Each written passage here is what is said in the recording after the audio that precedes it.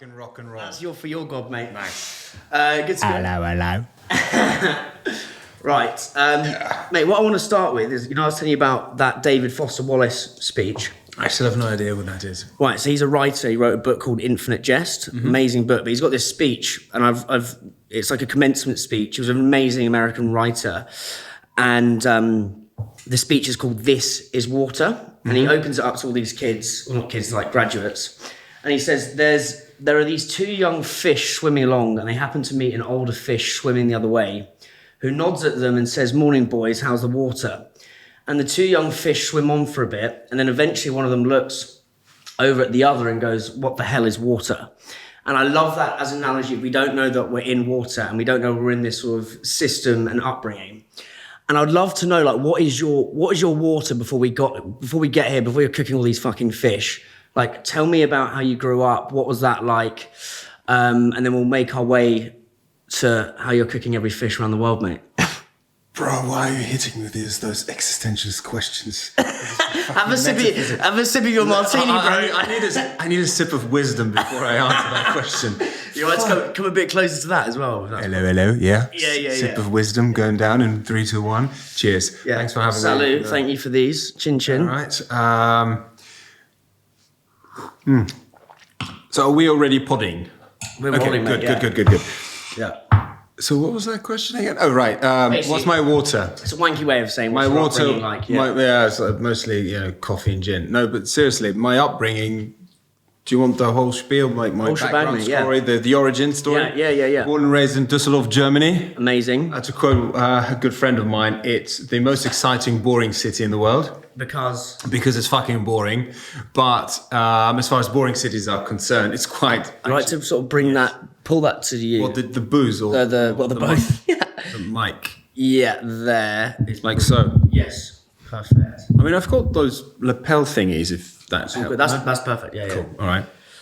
So Düsseldorf's the most boring but exciting city. Yeah, at the same time. So it's a quaint town, but like Europe and the world is literally at your doorsteps, because we have an international airport and you can just fuck off whenever you want. No, but I was born and raised, went to school. And at some point, I went to uni in the UK. Whereabouts?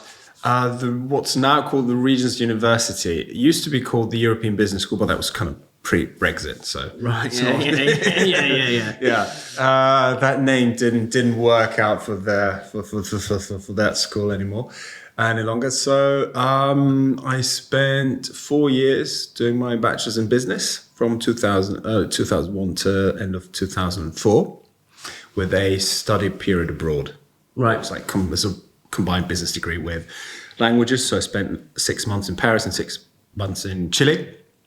And after that, I'll get back to this point to this bit at a later point. And then, to my dismay, I got accepted at another uni in Germany, where I did my postgrad, did a Master of Science equivalent type thing in real estate economics. So did that in Germany, and lived a fairly miserable life as a corporate slave. What were you corporate slaving as? I was slaving. So my first gig was at an American bank. We were doing corporate mortgage-backed securities, CBR something.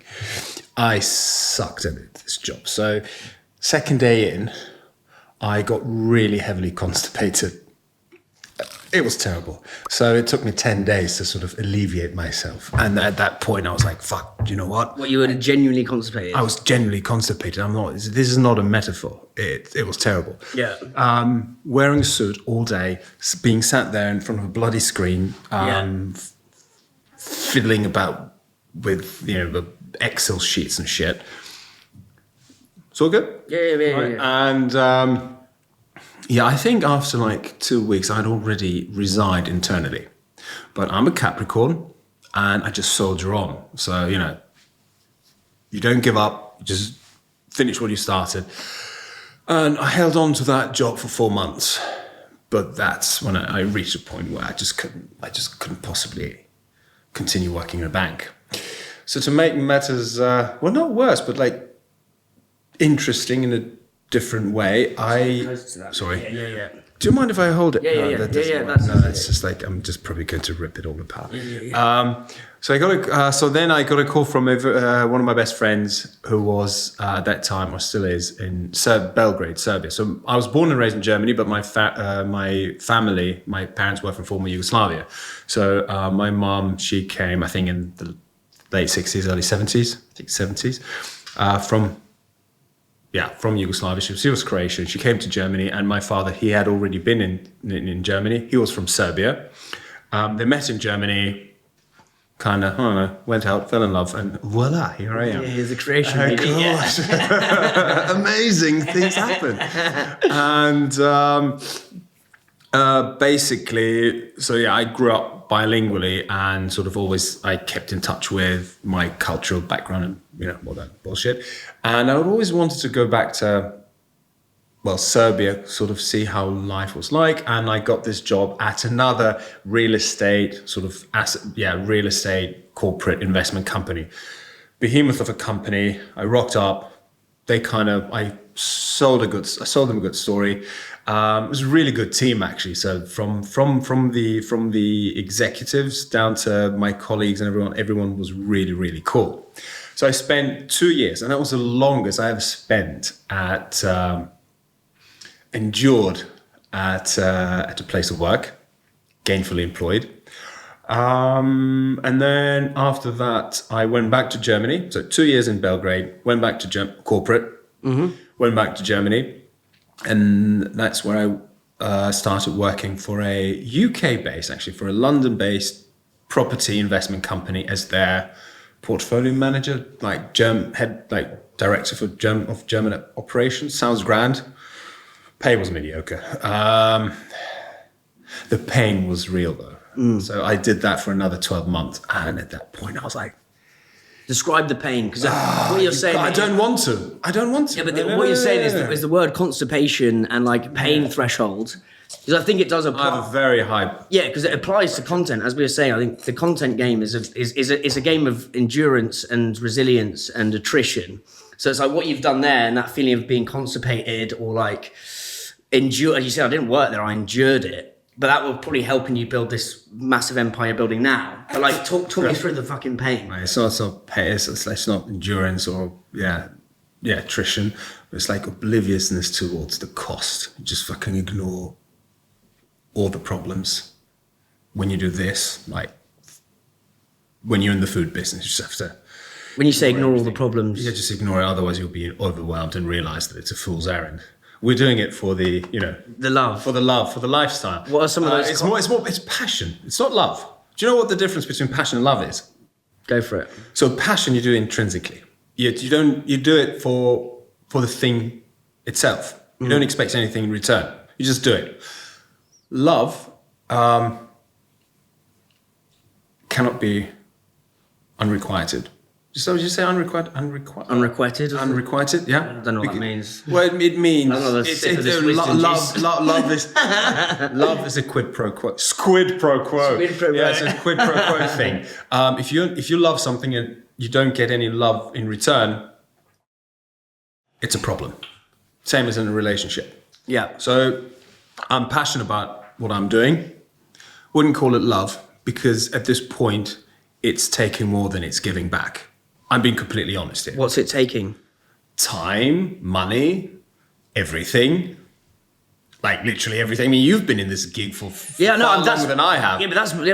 That's content creation is it's tedious work, bro. Yeah. People don't. That's why I love doing this. This is the fun bit, but this is a slidge. That's definitely kicking. There's plenty more of that. Yeah, I know. We'll get that going. Not a slidge, a sort of a smudge or a slither. Sorry, that was it. Smidge, slither of my week. The rest of it's doing all this boring shit, basically. Yeah. But So talk me through your day. What does that look like?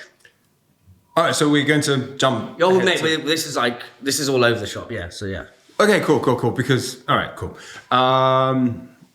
Sorry, OCD. I just need to Yeah, so make the jump from where I was. So my daily. All right, I'll talk you through my week. Let's suppose it's a Tuesday because there's no fish to be had on Mondays in London. Like Billingsgate is shut, all fishmongers are shut. Yeah, there's no fresh fish. So let's assume I procure my fish on Tuesday. Sometimes I have to go to my fishmonger to pick up the fresh catch, or I go to Billingsgate early in the morning. That really fucks up my day because I love Billingsgate. It's my happy place, and I really enjoy going there. The problem is you have to get up at the ass crack of dawn. What time? So for me, it's quite early. So ideally, you wake up around 4 a.m. and I'm really good at sleeping. Right, yes. So regardless of what time I go to bed the night before, waking up at 4 o'clock I get my beauty sleep during 5 and 7 a.m. So I can have, even if I sleep for 8 hours, if I get up at 8, the day is ruined. Anyway, wake up at 4. Ideally, you make it to Billingsgate by 5 o'clock, pick your fish, and then head back home. All right, so day 1, Tuesday, you pick up the fish, and you can't really start working on a recipe unless you've seen the fish.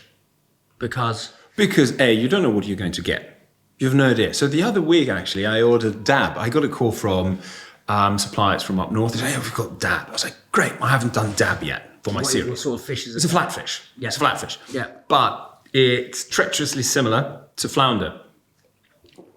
You can tell the difference by sort of like the bony, scaly ridge along the lateral line. Anyway, it's not very interesting.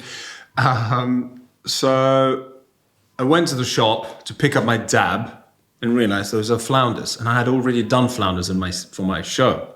And one of the very few tenets I have is that I won't repeat a species. Sure. So every species, there's 37,106 bloody species according to the Ashmore's catalogue of fishes as of 2025. So there's plenty of content to be had. Yeah. Nonetheless. So I was pretty gutted because there goes a bloody day. So back to the not even to the drawing board. So you're like, okay, where do I get my fresh fish from? So I have to go to Billingsgate the next day. You lose you lose the day. Anyway, so you go to Billingsgate, you check out what's best, and then depending on the freshness, the quality, the size of fish, you pull the trigger on something you fancy. That's something that actually tickles your fancy. And when you're going in there, what's the creative process? Are you letting the market and the catch dictate your curiosity? I get a coffee with a triple shot of espresso. Yes, as we're doing now. Number one. Yeah. Because I don't function without it. Yes. And this is actually fairly uncomfortable. You don't mind? Oh, mate, yeah, go for it. Yeah. Bloody hell. Okay, cool. So I go in there and is the mic close enough? Yeah, that's all good, yeah. Right, so honestly, I just let I don't choose the fish. The fish choose me.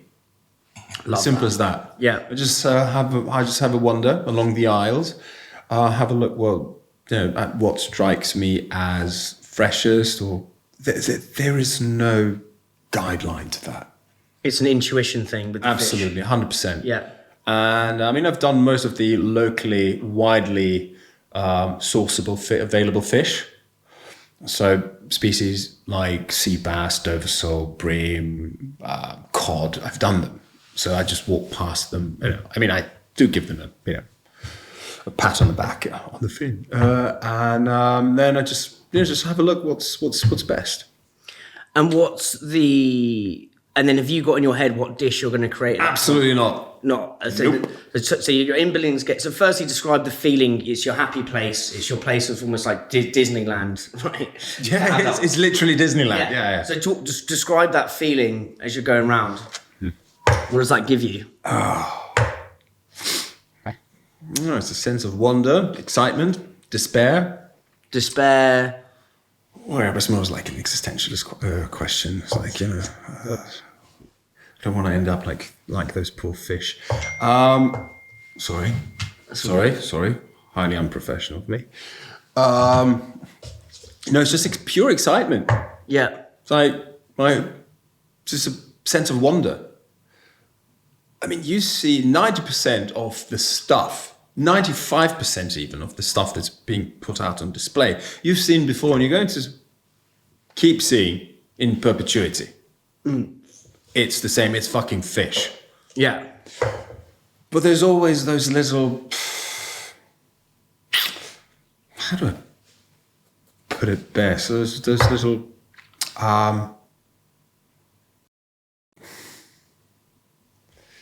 surprises, if you will. So the other week, I found bogies. Right. Don't worry, it's a fish. I hadn't seen since the 80s when I would spend my summer holidays in former Yugoslavia, nowadays Croatia, with my family. I would actually hand light fish for them, yay big. So it's a type of porgy. I hadn't seen those fuckers in like 30 odd years. I was like, oh, look, bugs. Didn't end up buying them because I had reasons. And then across the aisle, they had Salema porgies, aka the Roman LSD fish.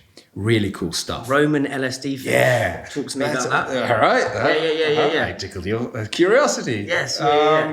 But it's a type of porgy.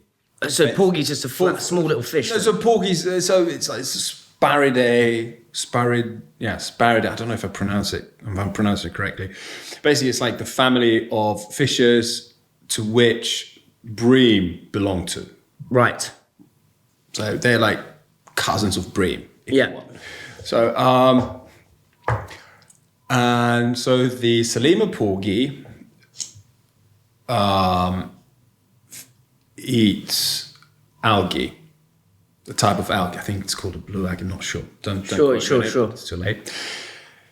Anyway, so those algae, the potentially hallucinogenic compounds of their food may compound in their system, and if you eat those fish, you can get intoxicated by that. And the Romans first found out about that, and apparently, the effects can be similar to doing mushrooms. Wow, what? There's fucking fish that are basically the same effect. And here's the thing, and so toxin agglomeration in a species presumably is higher the bigger the fish. And those porgies, or the Salema porgies, are generally the ones I caught when I was a nipper, yay big. Now the bugs I saw at Billingsgate were this big. I didn't even know they could grow that big, and I was really tempted to get them. Yeah. But alas, I found something that made more sense for that day. And what was that thing? I forgot. You've got. I don't remember. Yeah, it's mad. I'm just trying to understand and like your relationship with the fishes and the dishes. And the kind of it's true though, because it's like I love people who have these so perverse, but yes. Yeah. But I love people who've got these sort of weird foibles that they just sort of they're where their curiosity and wonderment like pulls them, whether it's fish or creativity or music, or like I love people who have these kind of eccentric kind of passions or loves, whatever you want to call it. But so you pick up your fish and then you come back. I come back. Yeah.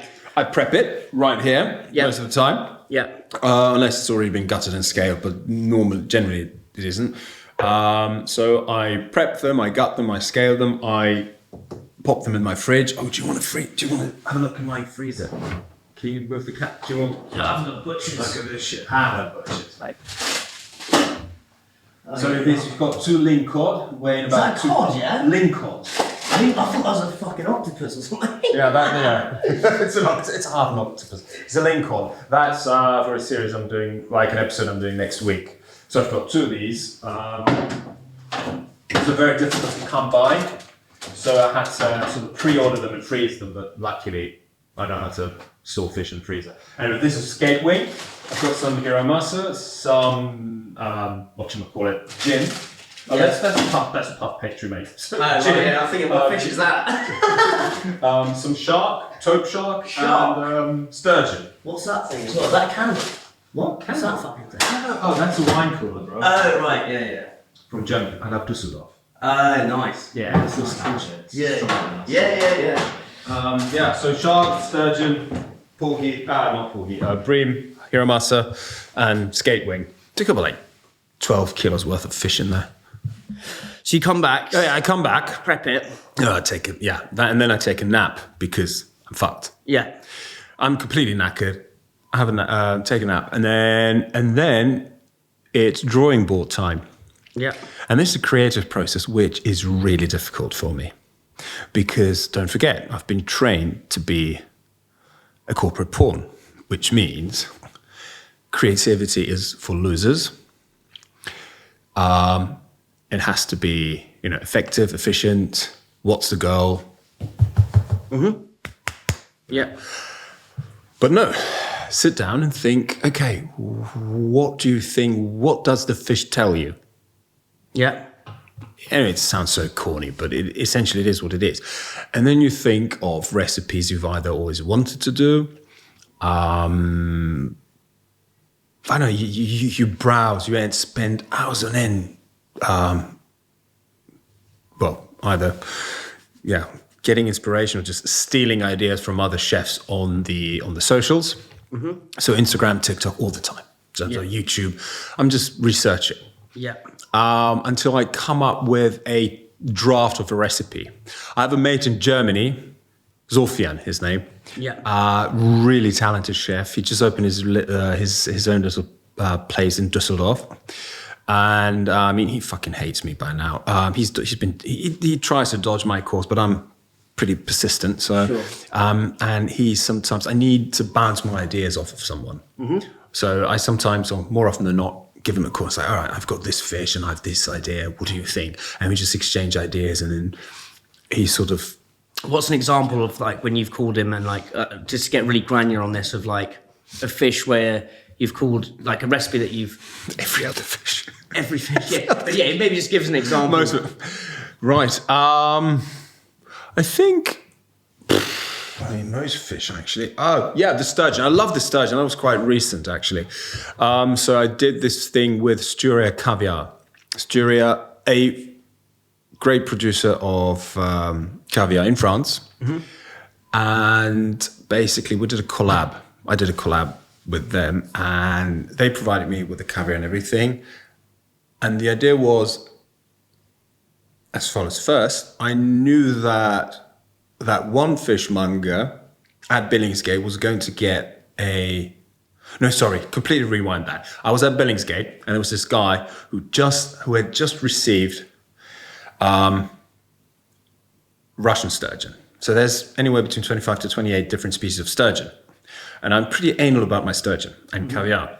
And I knew that Styria had Ossetra caviar, which comes from the Russian sturgeon. Now you've got Bari and Beluga, etc. But I wanted to pair the caviar that comes from that very same species of sturgeon. So they completely, serendipitously had received Russian sturgeon. Mm-hmm. Aspensa good and steady. Like, fuck, let's do it. So I got the fish, called up the caviar guys to send over the caviar and everything. And then I sat down and called Sofian. How do I make this work? Because it has to be, not only does it have to make sense philosophically and like culinarily, it has to be viral. Because at the end of the day, if you look at the best chefs on the socials, especially the Michelin star chefs, they don't get any reach because it's people, it's not viral for whatever reason. But their craft, the level of their craft is completely unattainable for me. Yeah. And so how do you present it? How do you present the fish? How do you spoon the sauce over the fish? How do you go on about it, basically? So we exchanged ideas of what type of sauce to make, how to incorporate the caviar with the fish, presentation, cooking times, because at the end of the day, a lot of people will actually try to replicate your recipe. Yeah. So if your cooking instructions are too far off, you're disservice to the audience. You're doing a disservice to your audience. So then you have to. I never just get one fish. I need at least 2 to 3 fish. Yeah. and then I do a trial run. But that would be day 2. Yeah. And so day 1, you get the fish, take a day out of Sofian's life, do a lot of research, get the produce, because I'm a one-man show. I do everything on my own. So I nip to Waitrose or to local greengrocers or Tesco's or whatever. Get the ingredients I think I need for a recipe, and that's it. Put it onto paper, and if everything goes well, that's basically it. So come up with the recipe, day 1. Yeah. Day 2, trial run. I cook the whole thing without filming it to see if everything falls into place the way I the way I envisaged it. Yeah. You work on the presentation, you tweak the recipe, so on and so forth. Then I do a little bit of scripting because, you need to do scripting. You're limited to 90 seconds per video. And if I want to bring it, I always include a snippet of, like a fun fish fact in my videos. So I have to research. Most of the time I know the fish fact beforehand, but I need to put it into a succinct sort of delivery of information. Sure. To fit it in within the 90 seconds. Yeah. So it's basically the verbal delivery. Yeah. For that, for the fish fact is generally for it. I cut it down into frames, but I say that I have to try to stay below 10 seconds. Yeah, of course. Yeah. Which is different. So you manufacture your lines basically. Tune the recipe, do the trial run. With the viral bit, like how are you? Because as you said, like you've got all these. Sorry, and that's day 2. Yeah. Day 3, filming. Yeah. Which I love and hate at the same time. Because I love standing in front of the camera. Yeah. I love talking to a camera. I love the whole, this showmanship. Yeah. This shit. Yeah. But mate, there's nothing in this world, and I've been waiting for 12 months to say this out in the open. Nothing in this world I hate more than tech. Oh, I mate. fucking hate phones and microphones, and don't get me started on lighting and sound.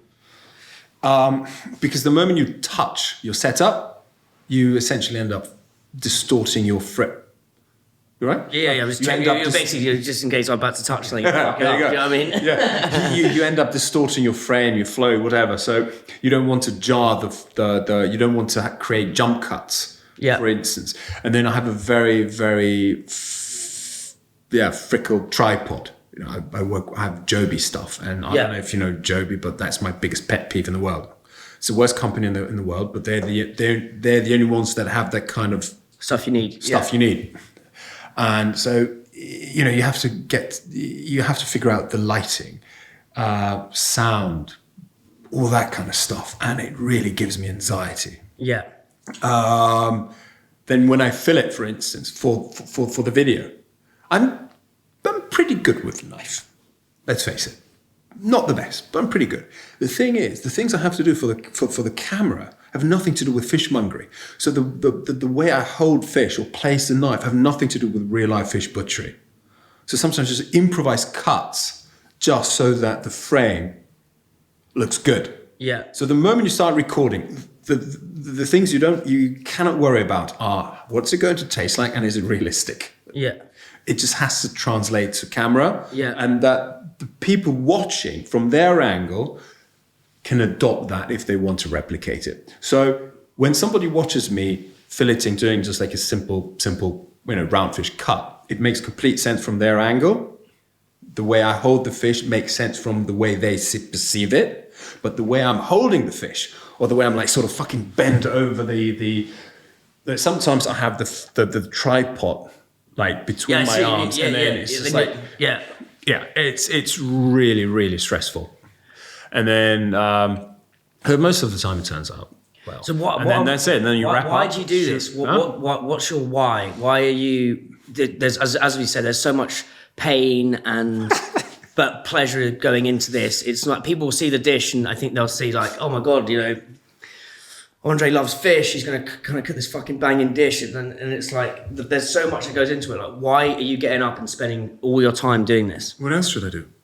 Yeah, but like, how did you get into this point? Lack of alternatives. That's what, I don't know. That's why I was put on this earth. I'll get to that bit in a second.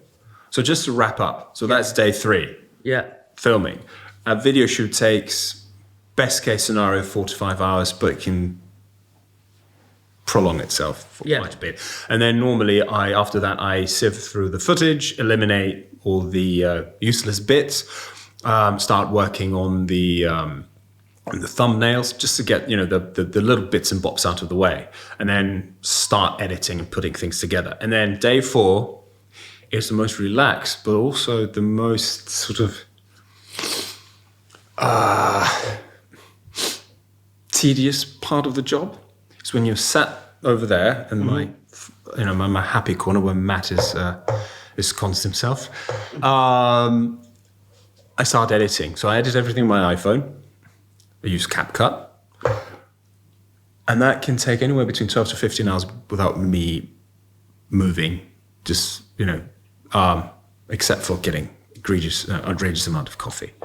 And that's it. I wrap up, go to bed, and then the next day I post. Do the descriptions, post. How are you making them go viral though? I have no fucking idea. You've got no fucking idea. And anyone who tells you Mate, otherwise, it's the same. So we're trying to like do our clips now and be a bit more strategic about how we do them. there's nothing strategic about honestly, virality. No. I don't understand it. Like we did one with the founder of not the founder, Sam Hart, who did Barafina and Oh shit, yeah.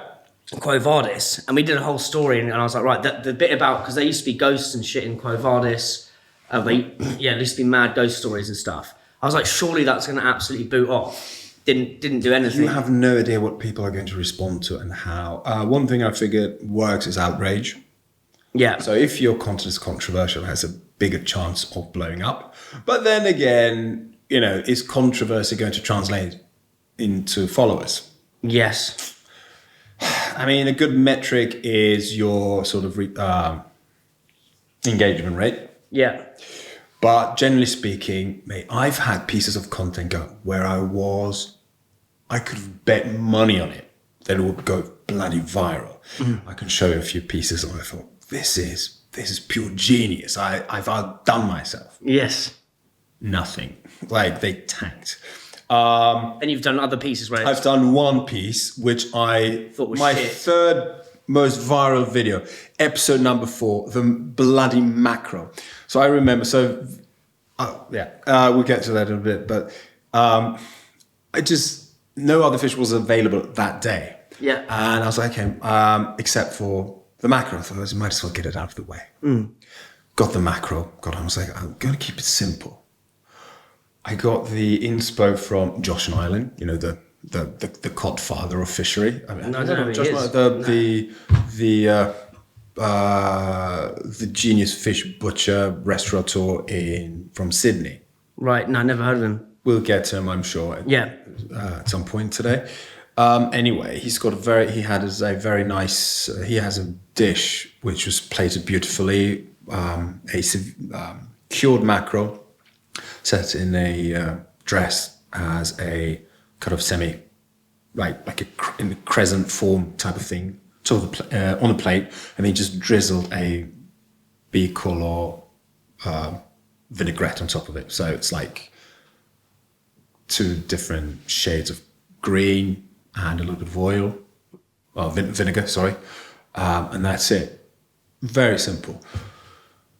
I wake up the next day and it's gone bloody viral up to this day. I think I've got like 9 million views on that thing. That's crazy. How many followers I've gained from this dish video alone. Yeah. And that was my 4th video, mind you. I was like, what the hell's going on? I was convinced it would completely underperform. But it didn't. That's just the art of content, isn't it? And then there's another one. And then there's a few where I thought this one's going to. I even called it my personal masterpiece edition. I think it was episode 19. I did a Cooch's bream. Yeah, it's actually called Cooch. Right. Yeah. Well, it's vernacularly known as pink bream. I did a lovely carpaccio, like a mirror type carpaccio bed, and plonked the perfectly filleted carcass on top, made fish crisps out of its skin. It was beautiful, and it tasted really nice. I even I liked the money shot. Everything was great. I think the choice of music, the soundtrack was, I think, decent. Really, these things happen. Yeah, so you never know. So basically, once you've done a viral video, try to emulate its success in your subsequent ones. Yes. By changing one thing at the time, because if you change too many variables, you end up not knowing what did or did not make the change. Yeah, because we had the difference. We had a few Todd posts that was how Todd saved a taco restaurant from bankruptcy. Right. Mm-hmm. Like 300,000 views. Nice. Another one about which I thought was going to boot off was Rubens. Have you been there? The Brits it's in Brixton. It's like a right. Caveat. Yeah. I came to this country just over 4 years ago. Yeah. You can name drop as much as you want. As I said to you earlier, a couple of weeks ago, I had no idea what a podcast was. Yeah. Until Matt was like, "Hey, Dan, do you want to do the Hungry podcast?" I was like, "What's a podcast, mate?" It's like, "Gosh," and then, I've been binging your stuff since. And again, with chefs, I know a couple of staple names from the world of British gastronomy, obviously. Yeah. But and places, I'm pretty oblivious to most. I live in my little bubble because fish. You're in your fish bubble. I'm in my fish bubble. You're, as I said at the beginning, you're a fish in water, quite literally. That's it. Yeah. Anyway, so let's go to the Reuben thing. I thought was going to boot off, didn't. Another one did. But I think what you're saying, so you're basically just what we're going to look for me personally, learning from you, is it's basically look at the ones that are doing well and try and find sort of patterns within it. Yeah. And then make small sort of changes to the content. So if behavioral economics is doing really well, do more of that. And then just make slight adjustments. Anything else? Because I'm trying to how else do you go viral? All right, hold that thought. Speaking of adjustments, I have to nip out for a second. Yeah. If you're a challenger brand that's absolutely killing it in D2C, but you're struggling to crack retail, then you've got to listen to this. Maybe you've got an Ocado listing, maybe you've got a Whole Foods listing, maybe you're absolutely killing it in Selfridges, maybe you're absolutely killing it in your farm shop and your indies. But my friends, making the leap, crossing El Chasm, crossing El Rubicon to grocery retail is not easy. It's the Champions League of FMCG. It's super hard. It means playing at a higher level. And that's where so many amazing brands sadly stumble. Look, retailers want stories backed by data, not dreams, and a pretty pitch deck. And let's be real, supermarkets are not just going to magically make a space for you and your little brand. They need data. Something's got to go for you to get in, for you to get on shelf. And that is why I've got to tell you about North Star. They are the team that's helping purpose-led FMCG brands go from gut instinct dreams to unstoppable pitch decks that actually unlock retailers. North Star are not like another data company that force feed you data like foie gras, that act like a NASA space mission. It's super simple to use. Their team are amazing and they actually get the challenger mindset. North Star are your shortcut to smarter decisions, stronger pitches, and investor confidence, all built specifically for challenger brands like yours. You don't need a massive sales team, you need North Star. Link in the show notes, click that link and you'll be able to book a free demo with North Star. Highly recommend that, and thank me later. Sometimes I wonder how fish do it with an inflated bladder all the time. Yeah, so sorry, virality, yes. Talk to me about that. So you said, so slight little changes. Mystery. What other little things have you learnt there? You don't know? You just literally, but I think... So the one I posted the other day, a couple of days ago, I think... Oh, let me check. Do you mind? Yeah. Right, so I posted one. What day are we? It's Friday. You sure? Yeah. I think I posted this little fucker on Wednesday evening. So it's just got over 800 and something thousand views. Promising.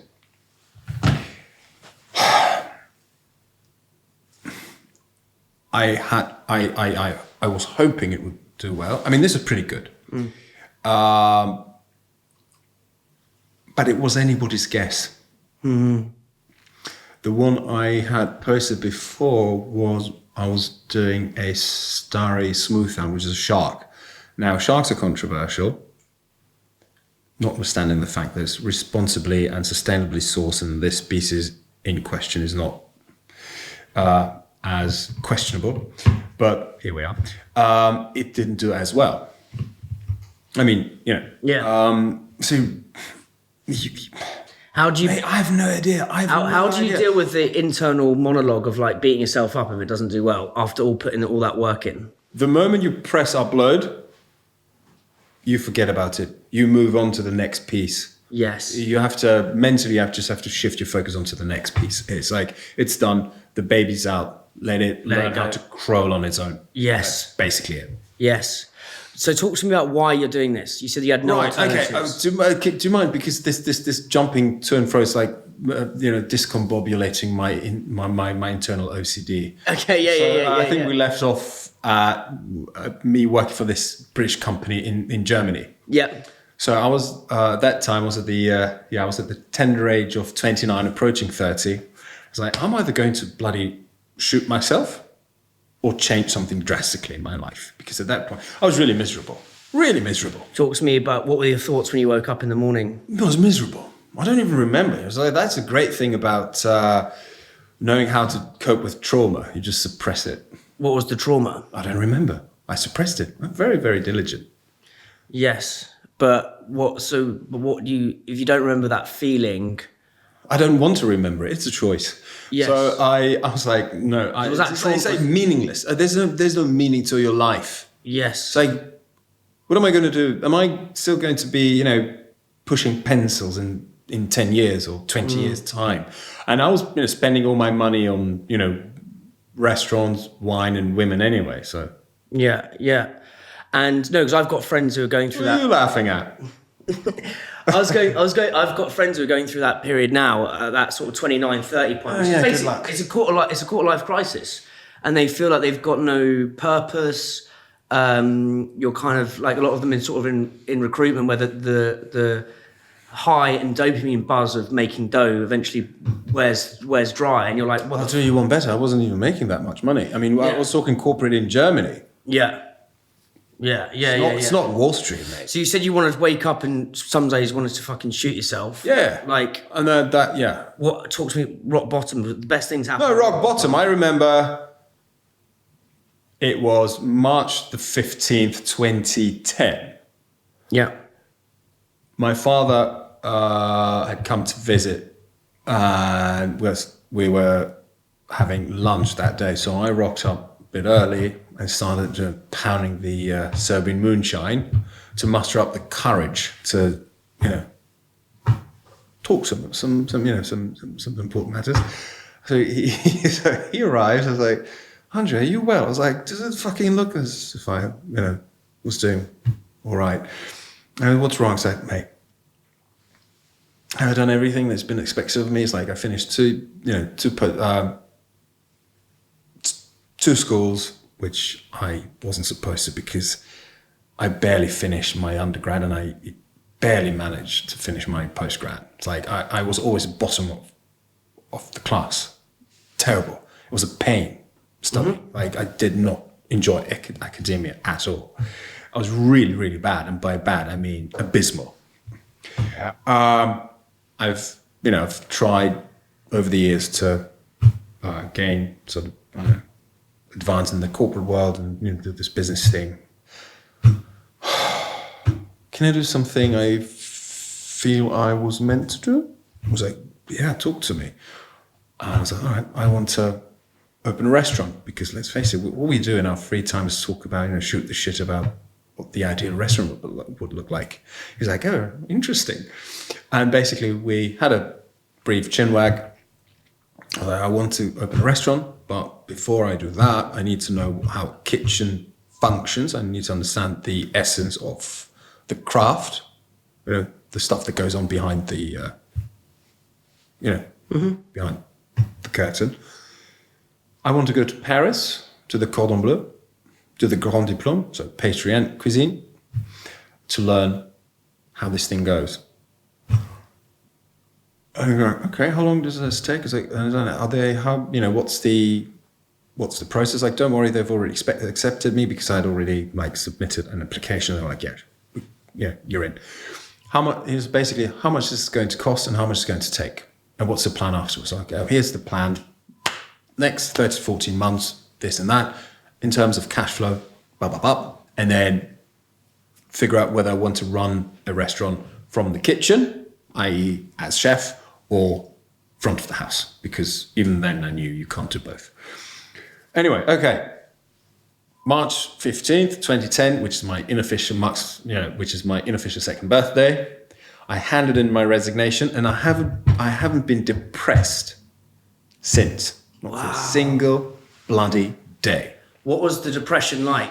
I don't remember anymore. I suppress it. It's got it out of the window. But it was terrible. You can't get out of bed in the morning. Let's start with that. Yeah, when you go to bed in the evening, you just want to drink and smoke as much weed and forget about reality as possible and just sort of procrastinate going to bed because that procrastinates you waking up. I've had days like that. Like it just over the years where just I think people who've got sort of creative minds, there's at some point there'll be some sort of run-in with overthinking, anxiety, which can then bubble into sort of depression. I've definitely had those days, and it's just like I was just used to sort of dread waking up, and it's sort of. But I think having a creative outlet certainly helps me with that. It's like if I don't get my creativity done, it's like my brain's. I always say it's like a fucking force. Yep. My brain's like a force, and it's like I've got all these fucking ideas, and if I don't turn them into something, I will create something. Then it just sort of manifests and turns into anxiety. So 15th March is your rebirth. Talk me through the steps. Like, what did you learn at Cordon Bleu? That's tomorrow. Yeah, that is wild. Blimey, mate. Yeah. Serendipitous, baby. Mate. Talk me through le Cordon Bleu. That's how you say Chili it. flakes. Sorry. Oh, right. Good. So before I knew it, I was in Paris. Best year of my life. And here's the fun bit. You're 29, yeah? I was 29. Yeah. So the way the Cordon Bleu system is structured is if you do Grand Diplôme or the full diploma in either cuisine or pastry, it's subdivided into 3 trimesters, as it were. So basic, intermediate, and advanced. So I did in every each trimester consists of 20 courses, I think. Basically, think of those courses as recipes. So 20 courses.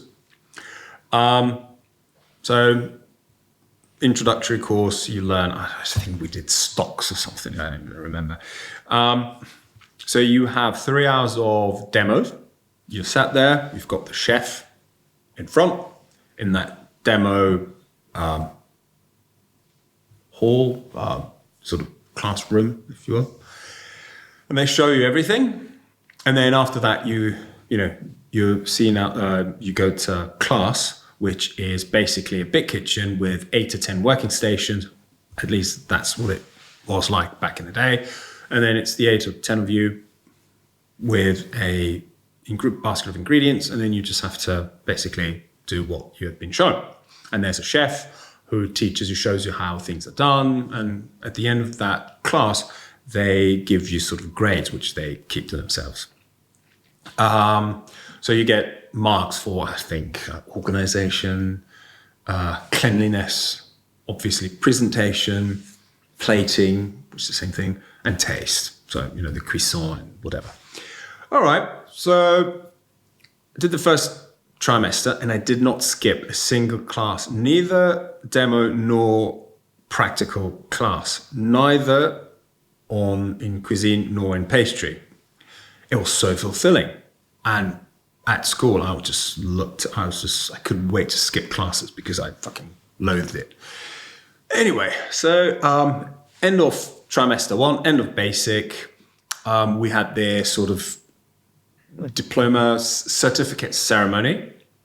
The whole class was, with the whole class, and the chefs would give away, share the grades and everything. I decided to stay at home and watch No Reservations with Anthony Bourdain because I couldn't stand the idea, or I didn't feel like being humiliated for being shit at something yet again. So there I was, high as a kite, watching Anthony Bourdain at home. Got a call from one of my best mates, classmates back in the day. I said, Andrej, where the hell are you? I was like, well, I'm here. It's like, I'm at home. I didn't really need to attend this. I was like, why? It's like, wait, mate, they just called out your name. You're on a roll. I think I was the third best in class. Wow. I was like, shut up.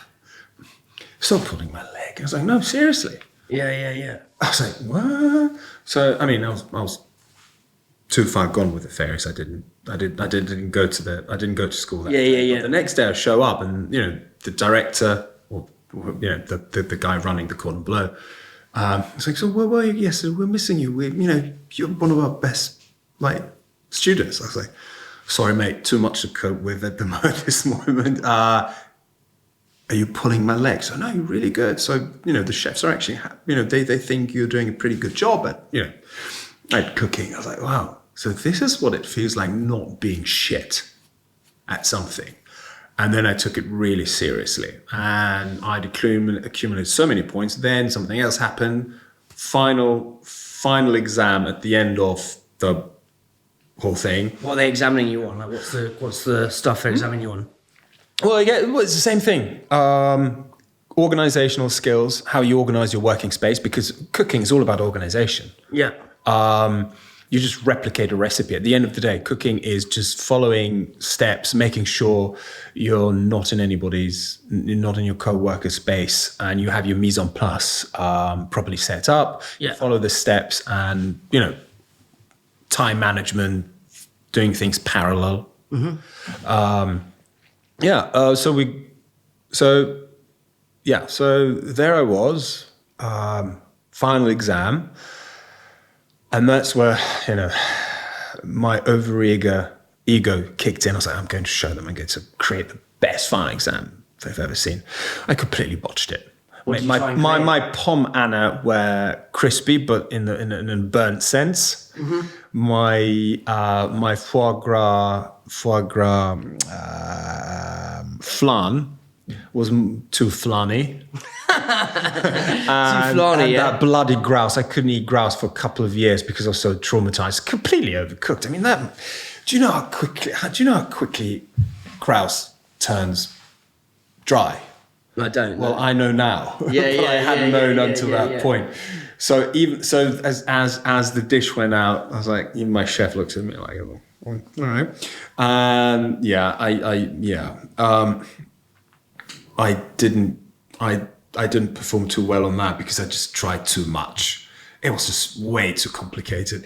Luckily, the grades I had accumulated prior to the exam were so good that I still ended up in a pretty decent percentile. I mean, but that's that basically. And this is when I realized, okay, I've got something going on in the culinary world for me. And then I went back to Germany. Then I did several internships at fish and seafood restaurants. They made an exception for me because you're supposed to do an internship at a restaurant and an internship at a pastry place if you do the Grand Diplôme. But I was like, no, guys, come on. I have an egregious sweet tooth. Ooh, speaking of which. So I did 2 internships at fish and seafood restaurants in Paris, Germany. So you don't mind if I just go for it. Prepare a little nosh. Yeah. What are these? He looks happy, doesn't he? Yeah, they look fucking delightful. Oh yeah, I just took the liberty to get some. What are these? Sweet grub from Little. I think so. That's a Napoleon. It's a honey cake and a pistachio something cake. Wow. Yeah. That Napoleon cake looks unreal. Yeah. So sorry. So 3 restaurants. How do we do this? Okay. I went. So the first internship I did was in fact during winter for Christmas break. I went to Hummerstübchen in Düsseldorf. Right. So funny enough, Hummer means lobster in German. Mm-hmm. They did at that point. They still had 2 Michelin stars. So pretty fucking ambitious shit. What were the learnings you took from that kitchen? I'm not meant to work in a kitchen. So to quote the chef, here's the thing. Whatever task they would give me, the outcome, so if I had to do whatever, tuiles or whatever, cut brunoise, it was always impeccable. The only problem is the time it took me was completely unacceptable. I'm very slow. Right. I'm really slow. And at this point, he was like, mate, you're just like you're a freelance artist. Like, let's face it, the results are really good, but you're a freelance artist. It's like, it takes too much time. You need people to come for you until you get your stuff together. Yeah, sure. I wasn't really deterred by it, but then the second internship I did. So basically, this is where I learned how to make lobster. Yeah, bisque. You need to come close to that, mate. Yeah. A lobster bisque. Yeah. Yeah.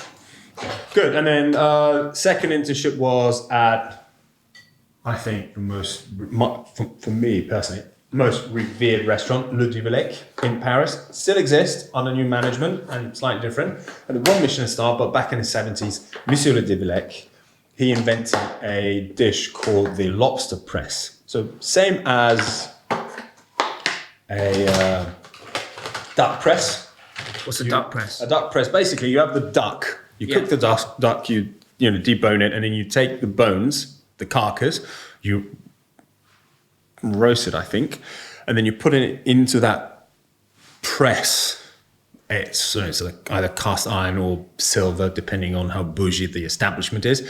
And you add the cooking juices. Mm-hmm. You just pour them over it, and you press the living soul out of it. It's the square root of duckiness. So you've got the juices and the cuts and everything. All the drippings you just collect. What does the pressing do to the duck? It just squeezes out the juices inside of and then I presume marrow juices. Yes. Blood and everything, and you just collect that, and then it's also table side. So it's because it's French grande cuisine. Yeah. So you flambe the rest in front of the customer, and then you monte the sauce. You flambe it, you monte it, you add crème fraîche or whatever. Yeah. And he did that with lobster. Fun story. Anyway, I'll get. Yeah. Keep going. We'll circle back. Right. So 2 months in, Duvelec, amazing stuff. I learned very old school seafood cookery. I did have a few bump-ins. Yeah, I mean, come on, it's a kitchen. Yeah, so talk me, what was the biggest bump-in? Oh, definitely at that restaurant. So we had the sous chef at some point, because, again, I'm slow. Yeah. And I'm 6'3". At that point, I weighed probably a bit more than I do now, so about just under 90 kilos. And, again, I'm not lethargic, but it's like, I'm slow. And at some point, I don't know, it was in the heat of service, or it was after the service, which was very intense, and we were cleaning up. And the sous chef, and there was this internal conflict between my chef de partie. I think, working the entremetier or garde manger, I'm not sure, and the sous chef who was running poissonnier rôtisseur, whatever. And I was their pawn. And my chef wanted me to clean up a certain section, and the other guy wanted to clean up the other section, and they were sort of shuffling me around. And then obviously, if there's a stalemate between the bigger powers, it's the pawn who gets the boot. So the sous chef comes up to me and he starts yelling at me, and it's like he's giving me a push. And at that point, I was like, dude, I'm a 6'3", 90 kilo Serbian dude. Are you serious? So I took him by the collar. Yeah. I just pulled him up, pressed him against the wall. It's like, what the fuck are you doing? That's a no-go in a restaurant. It's like generally... Have you read Kitchen Confidential? 2 or 3 times. So that's Bourdain's book. I love that book. It's one of my favourite Unfortunately, books. Except for the sex bit where this one guy was shagging the bride in the back of the restaurant. Yeah. Bang on. Really? Yeah, I miss those days. So talk to me how your experience was similar to Kitchen Confidential. I mean, again, I only spent in total 6 months in proper kitchen. So Humiliation. Yeah. It was very German. Yeah. So you work there for 15 hours, quiet. Yeah. No talking, nothing. Yeah. I'm a talker, as you can see. Yeah. Difficult.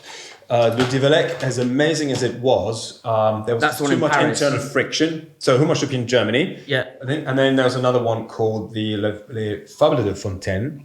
It's a Basque French fish and seafood restaurant, a bit more modern, tiny, and that was actually a lot more easy going because, and this is what I realized, weirdly enough, I was the apprentice sort of stagiaire, and the kitchen was extremely tiny. So the whole restaurant was smaller than this room, and the kitchen was like sort of adjacent, like next to it. It was so small that it turned into a big advantage for me because I may be slow, but if I don't have to move, you can around, go quick. Yeah, I can be pretty quick because all I had to do was turn around. So everything was in reach. I can reach it over my colleagues. I can just everything down there, mate. sorry, I could reach across. Yeah, and that actually worked pretty well. Yeah, that actually worked pretty well. So weirdly what are enough, the different learnings from the three different kitchens. You can sum it up. I'm generally speaking, I'm too slow and I'm way too late to the game. I was 30, almost 31 at that time, and I realized, you know what? By the time I would reach the required adeptness, to run a restaurant from the kitchen to my standards, I would have to invest so much time, and I was still under a lot of pressure to get things going. In terms of opening a restaurant, that I decided, no, do you know what? When I go back to Germany, I'm going to open a restaurant, but employ an executive chef and have kitchen staff. I'll supervise everything. So technically, I'll be the head chef. So I sign off on the menu. I'll oversee, the recipes and the financial aspects. But I'll have someone else run the kitchen. Yeah. So then you go back to Germany, open the restaurant. What's it called? Andrej's Oyster Bar and Restaurant. That's what it says on the tin. Love that. Tin? On the tin. What tin? Yay. So then you go, so you open that restaurant. Describe what that period was like for you. Oh, it's blissful. I mean, where do you think I got all this grey hair from? Yeah. I found this restaurant. It was an Italian place, and again, serendipity. I run into a friend of mine I'd known for decades. So, what are you up to? I was like, nothing. I'm looking for a restaurant. I want to set up a restaurant. What are you up to? I'm trying to find a buyer for my father's restaurant. You're like, gosh, yeah. So nothing of mutual interest then. Yeah. So we sat down and the rest is history. So we signed off. I got this amazing place in Düsseldorf. And I gutted everything. Yeah. It started off as a just, fixer-upper. But like a month in, I was like, no, let's gut this. So talk to the bank, the works. And it took 9 months. Probably the most stressful, intense 9 months of my life. Like no sleep, no nothing. I was living on the at the construction site. I had a small flat crash pad above the kitchen. I gave up washing, even to taking showers, cutting my, shaving, cutting my hair, whatever. It's like you wake up early in the morning and you're just on site with the builders. Mm-hmm. And then you make the shift from getting permits, signing off on works, supervising builders, drawing up the layout and commissioning. Everything was bespoke. It's like everything. It's like everything. There's nothing came easy. And then you make the shift from, okay, we got to this stage, now I have to start thinking about recruiting because, mate, I had no one. And then again, luck. I realized at that point, luck would be my business plan for life. Yes. So this very good friend of mine, he just called me up. Andrej, he had several restaurants at that time. I ran into his brother from Düsseldorf today. Oh, that's around hilarious. the corner. Yeah. Literally on my way to this interview, it's like, the fuck are you doing here? It's like, we just had a chat. It's like, what? Completely bonkers. Anyway, I'll cut up the cake in a second. I'm just in the flow. I'm unable to multitask. That's another deficiency. If you're running a kitchen, I can't multitask. Yeah. So I either talk or I cut cake. Yeah. Just talk. Yeah. Where were we? Your restaurant. Yeah, I'm trying to get to the learnings. Like, what did you learn from that period? You said it's all hard, but what were the actual tangible lessons you took from that period? So you don't think much about it, you just pull through. And then I recruited the chef. Yeah. And that was, again, so much. So, this friend of mine, he calls me up, Andrej, I have this application for the position of a head chef at one of my restaurants. I'm fully staffed, but perhaps she might be she makes a good impression. She makes a good impression. She sends over her CV. We'll have her for an interview. And I have her over for an interview. And then in walks this East German lady, slightly older than me, Claudia Schröter. Dude, she walks in, East German, so pretty... restraint, straight to the point, not very tall, but equally sort of not intimidating, but she makes her presence felt. She's a fucking chef. So I was like, okay, her visa looks good. It looks good, but I have to get a second opinion. So I call up another mate of mine who was at that time Germany's youngest Michelin star chef. He had received his first star at the age of 23. So he was running his kitchen. He had this Michelin star restaurant. He's like, Marcel, mate, can you help me out? I'm going to send over an applicant.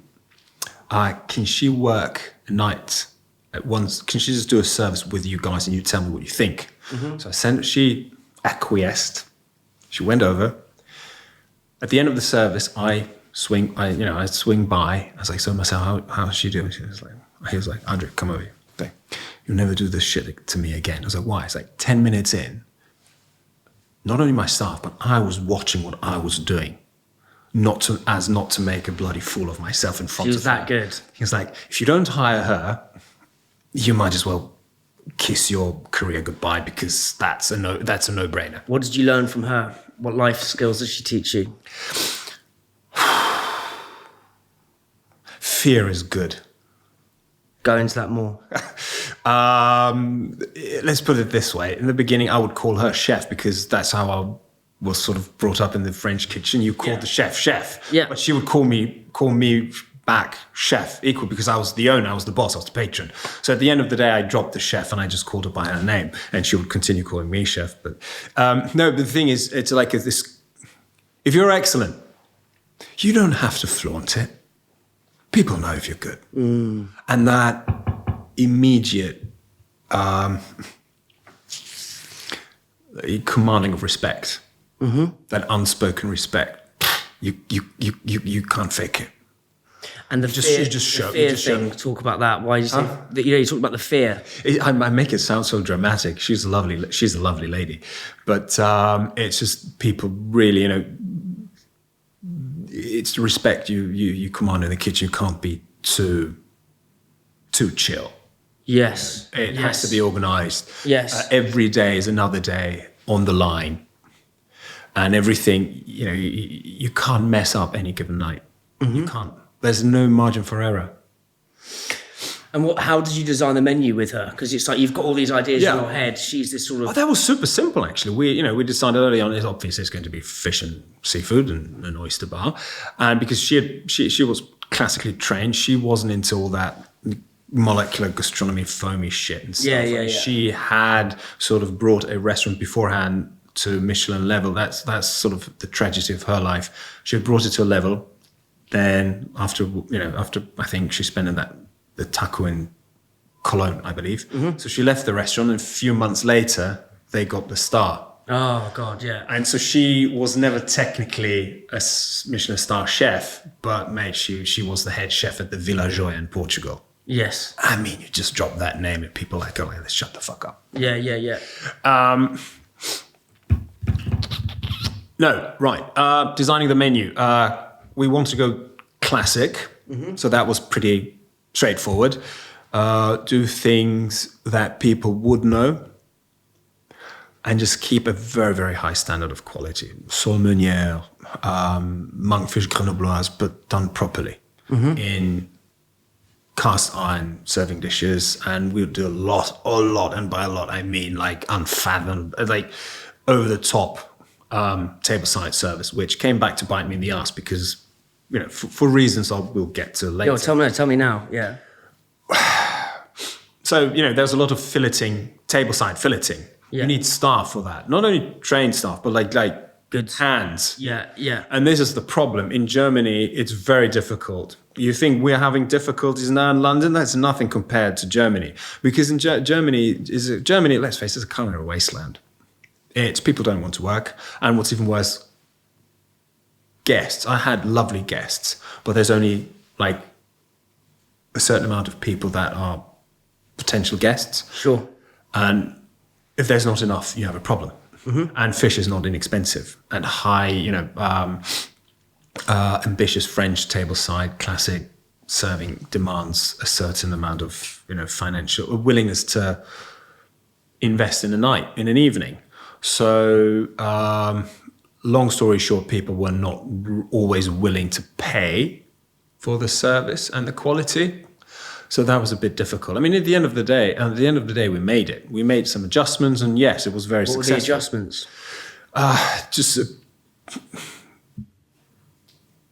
Don't do more than you're being paid for.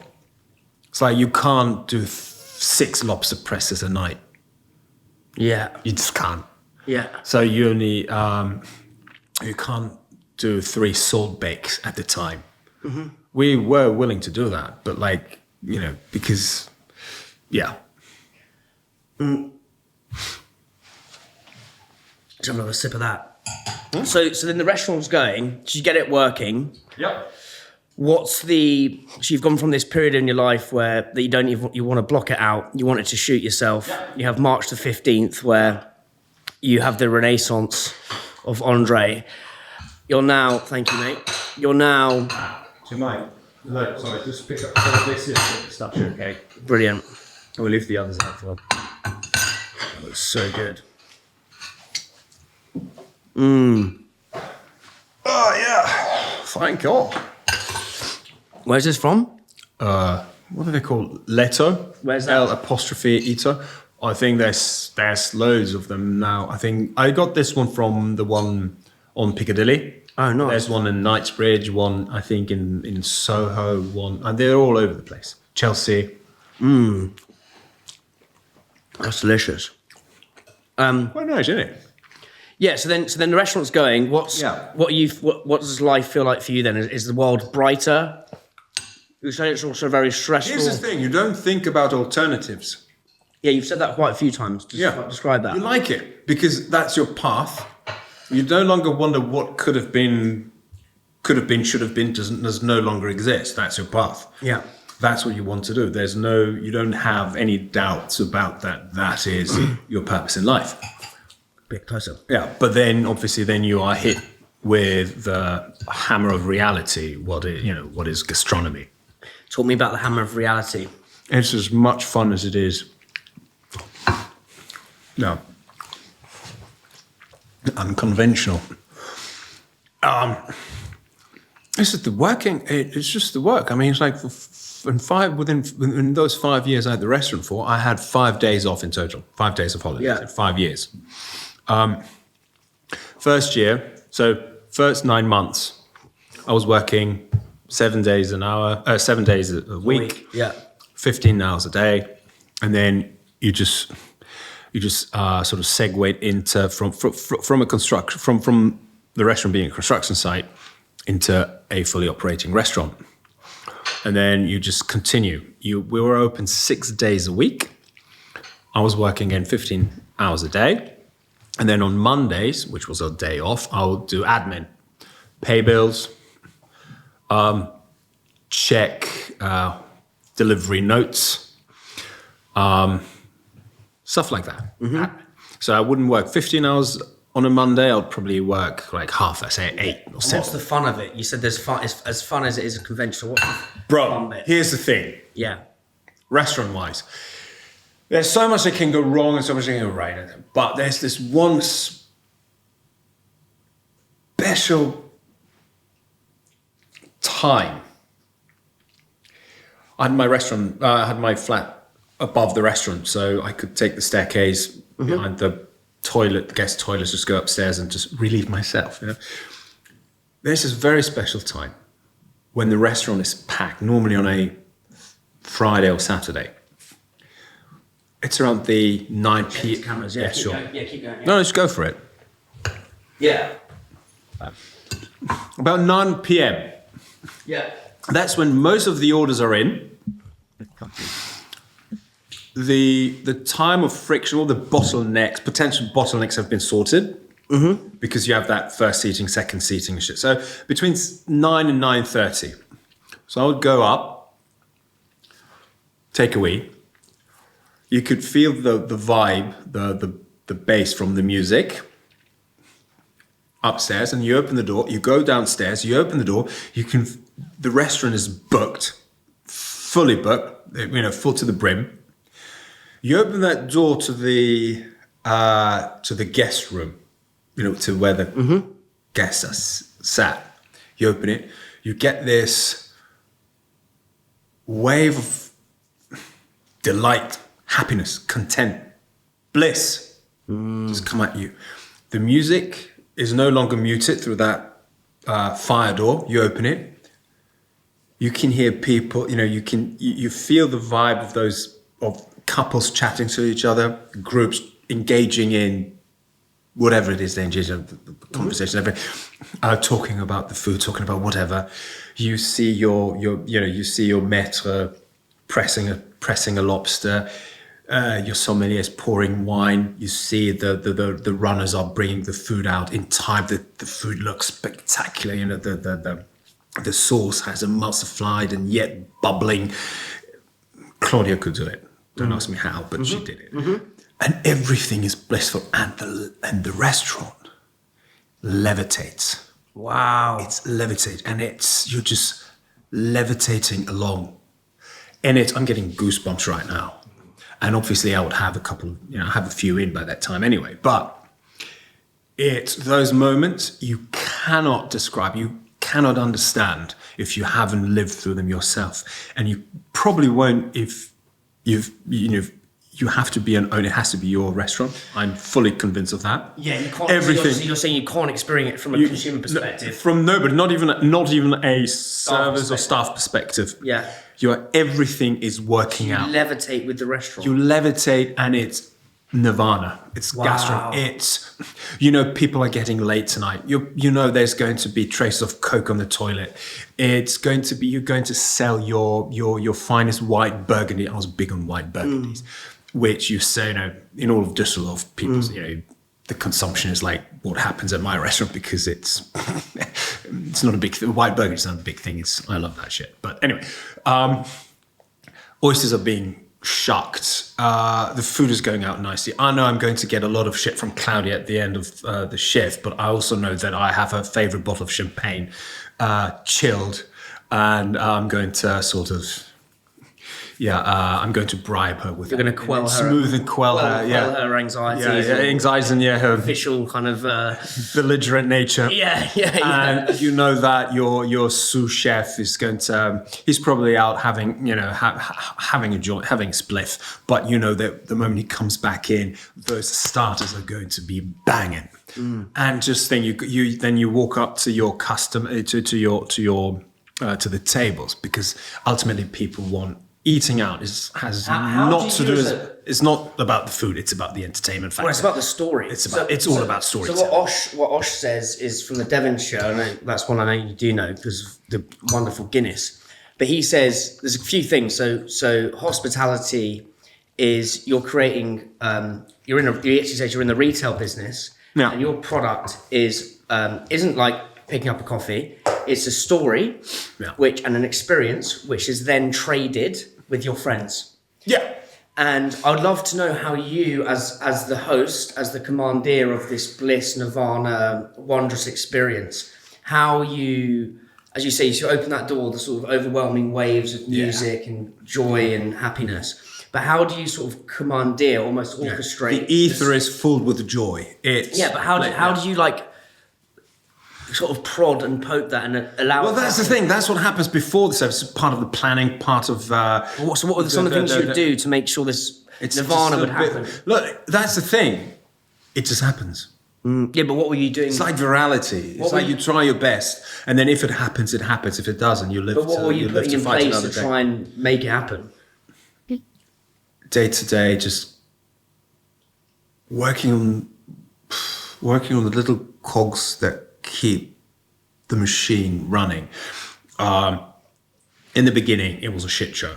Our soft opening was a shit show. Because, dude, I had no idea how to run a restaurant.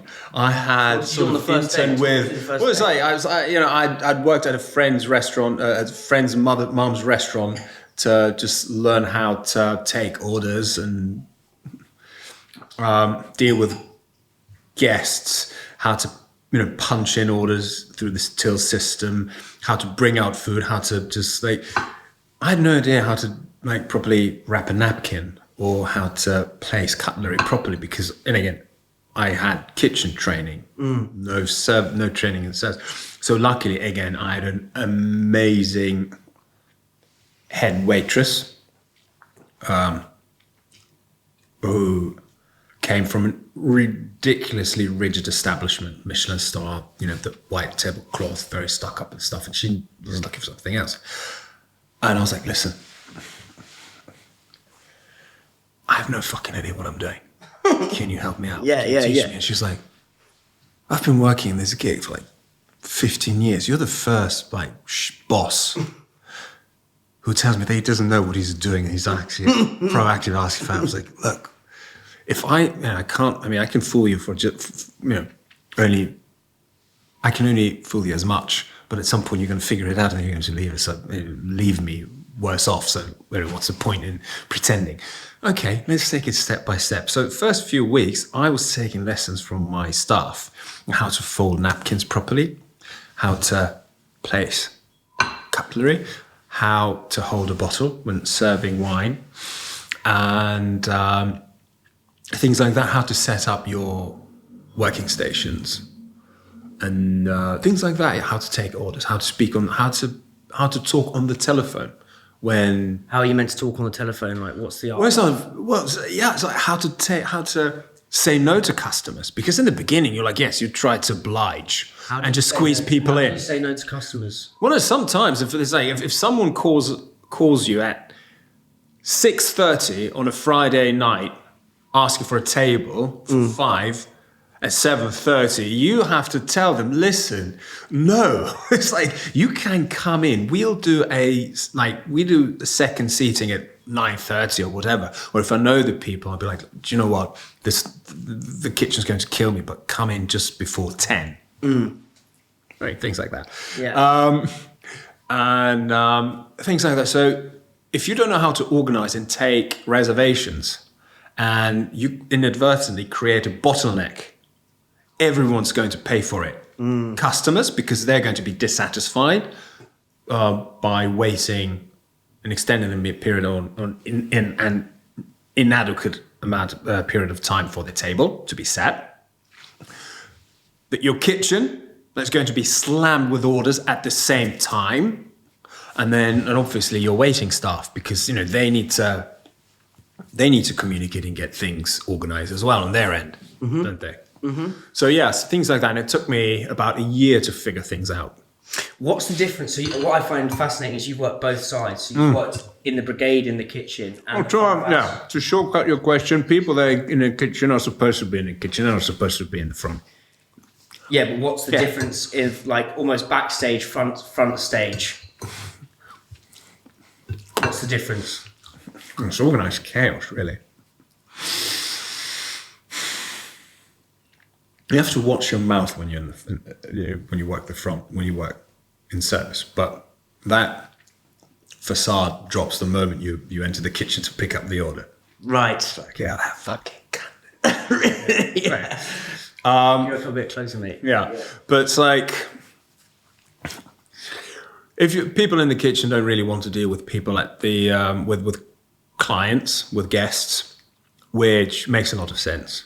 Yeah, I'm just trying to work out how you move from the underworld of the brigade in the kitchen and this sort of cantankerous clattering, then you move into the sort of the bliss and Nirvana. Yeah. That's such a lovely... So when you have that moment of Nirvana, that transcends both sides.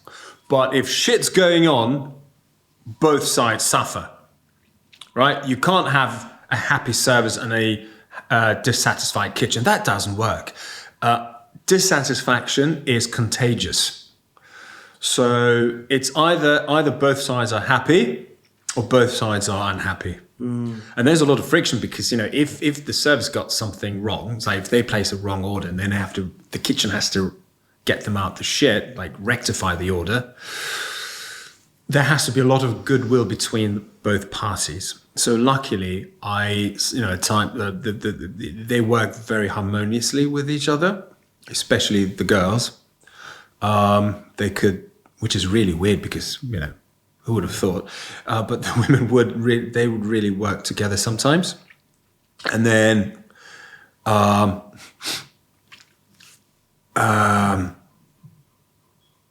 know, one would mess up the order and then walk in the kitchen. Listen, Claudia, I fucked this up. Just so you know, there's a ticket coming. There's going to be a problem. This and that. Can you? And as long as it would be handled, you know, well, in an appropriate span of time, it would work out well. But sometimes things just get lost, and then the kitchen will be like, "What's happening?" And then that's when they clash. How do you solve? You don't. You let it play out. There's no time to solve anything. Is there an example? No, you let it play out, and then at the end of service, when hopefully minds have cooled down, you just talk it out, or the next day before service, well, preferably after service. But there's no time to talk during service. Absolutely not. No. Mate, I just love talking about. I could talk about hospitality in restaurants fucking for days. I'm obsessed with it. And you know, It's really fun is when you know. I took my mum to Fallow the other week, and we had like basically one of the most wonderful experiences ever. And it is that kind of, from a guest perspective, that almost Nirvana-like experience where, yeah, cheers, yeah, crack on, mate, yeah. This looks interesting. This one. More cake. More cake. What is this? Oh, that's a Napoleon with strawberries.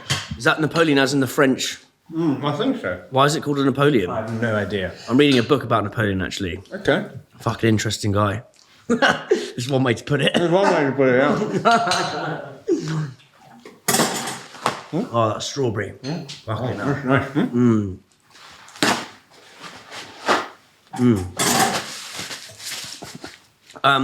So then what happened with the restaurant? Crying servers in the cloakroom. I love that. Crying servers in the cloakroom.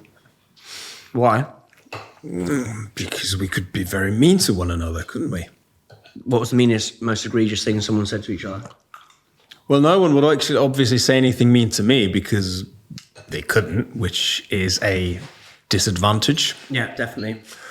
But it is what it is. Mm-hmm. But sometimes I would be pretty mean to, especially in the beginning. Because, mate... You'd be pretty mean. Mate, end of the month is coming up.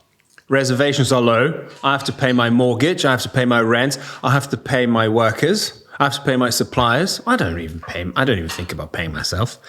And then, I mean, it sounds... yeah,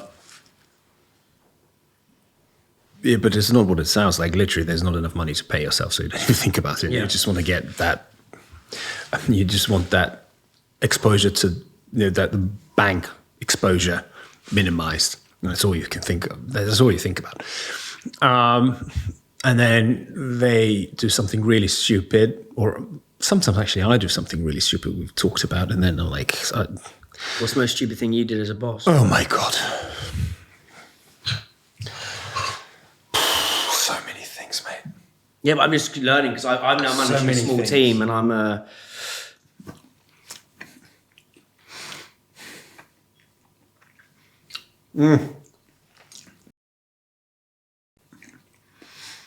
Reprimand an employee in front of other employees. Don't ever do that.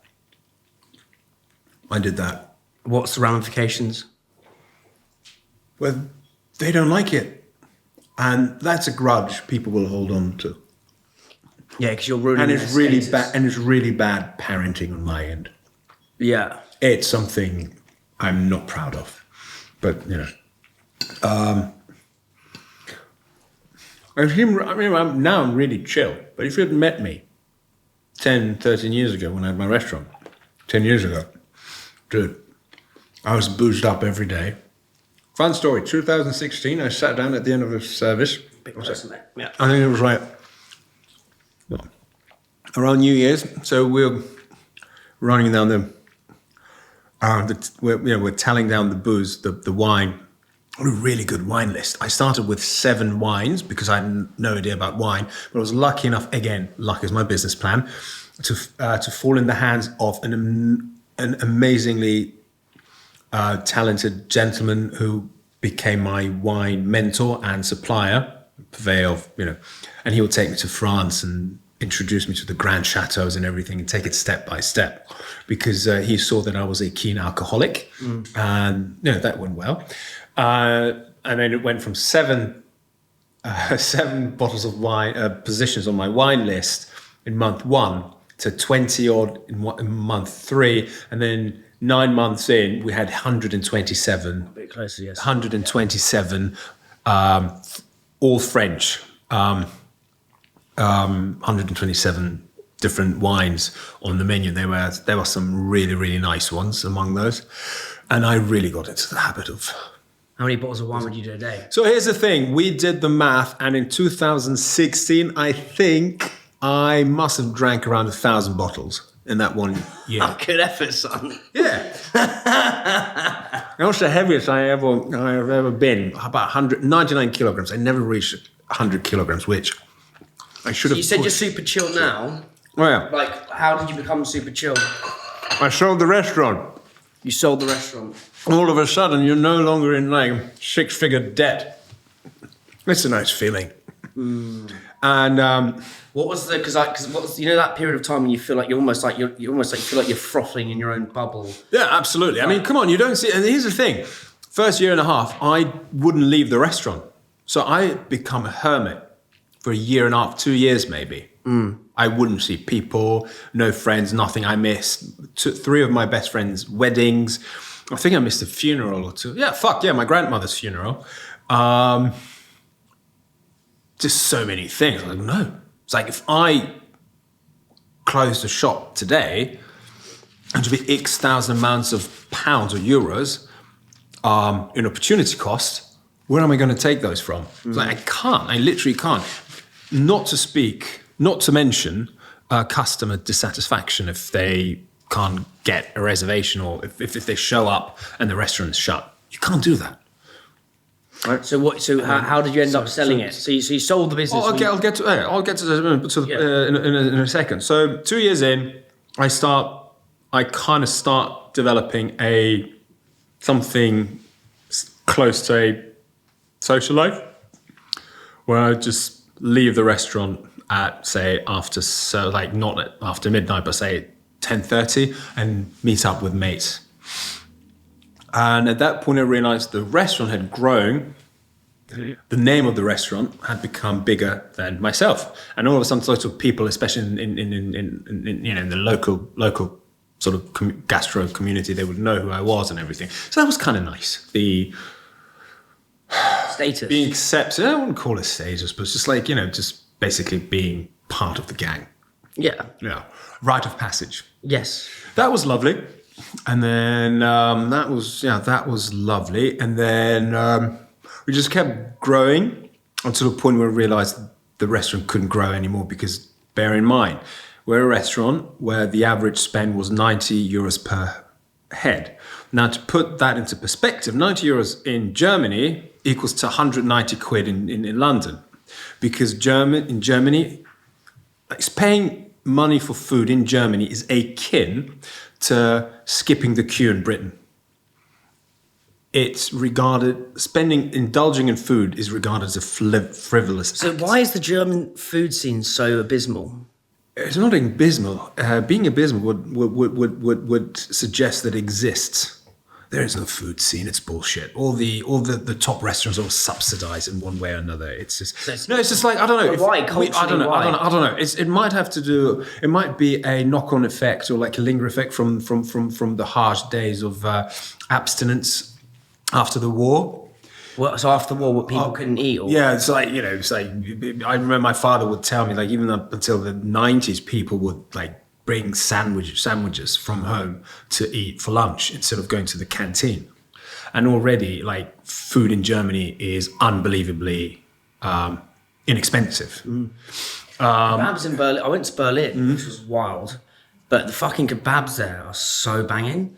Like with the focaccia, like it's the pizza. And then the sauce is like proper spicy sauce. Like I don't want that bullshit like quasi chili sauce. I want the full like slap you around the face chili sauce. They're brilliant. Why are the kebabs so? Well, they're invented in Germany. I mean, doner kebab is not a. It's not. Yeah, but how did that come about then? Because that was. I think it's in the 60s. I have no idea. In the 60s, the Turkish immigrants started offering kebabs on this gyro type, rotating.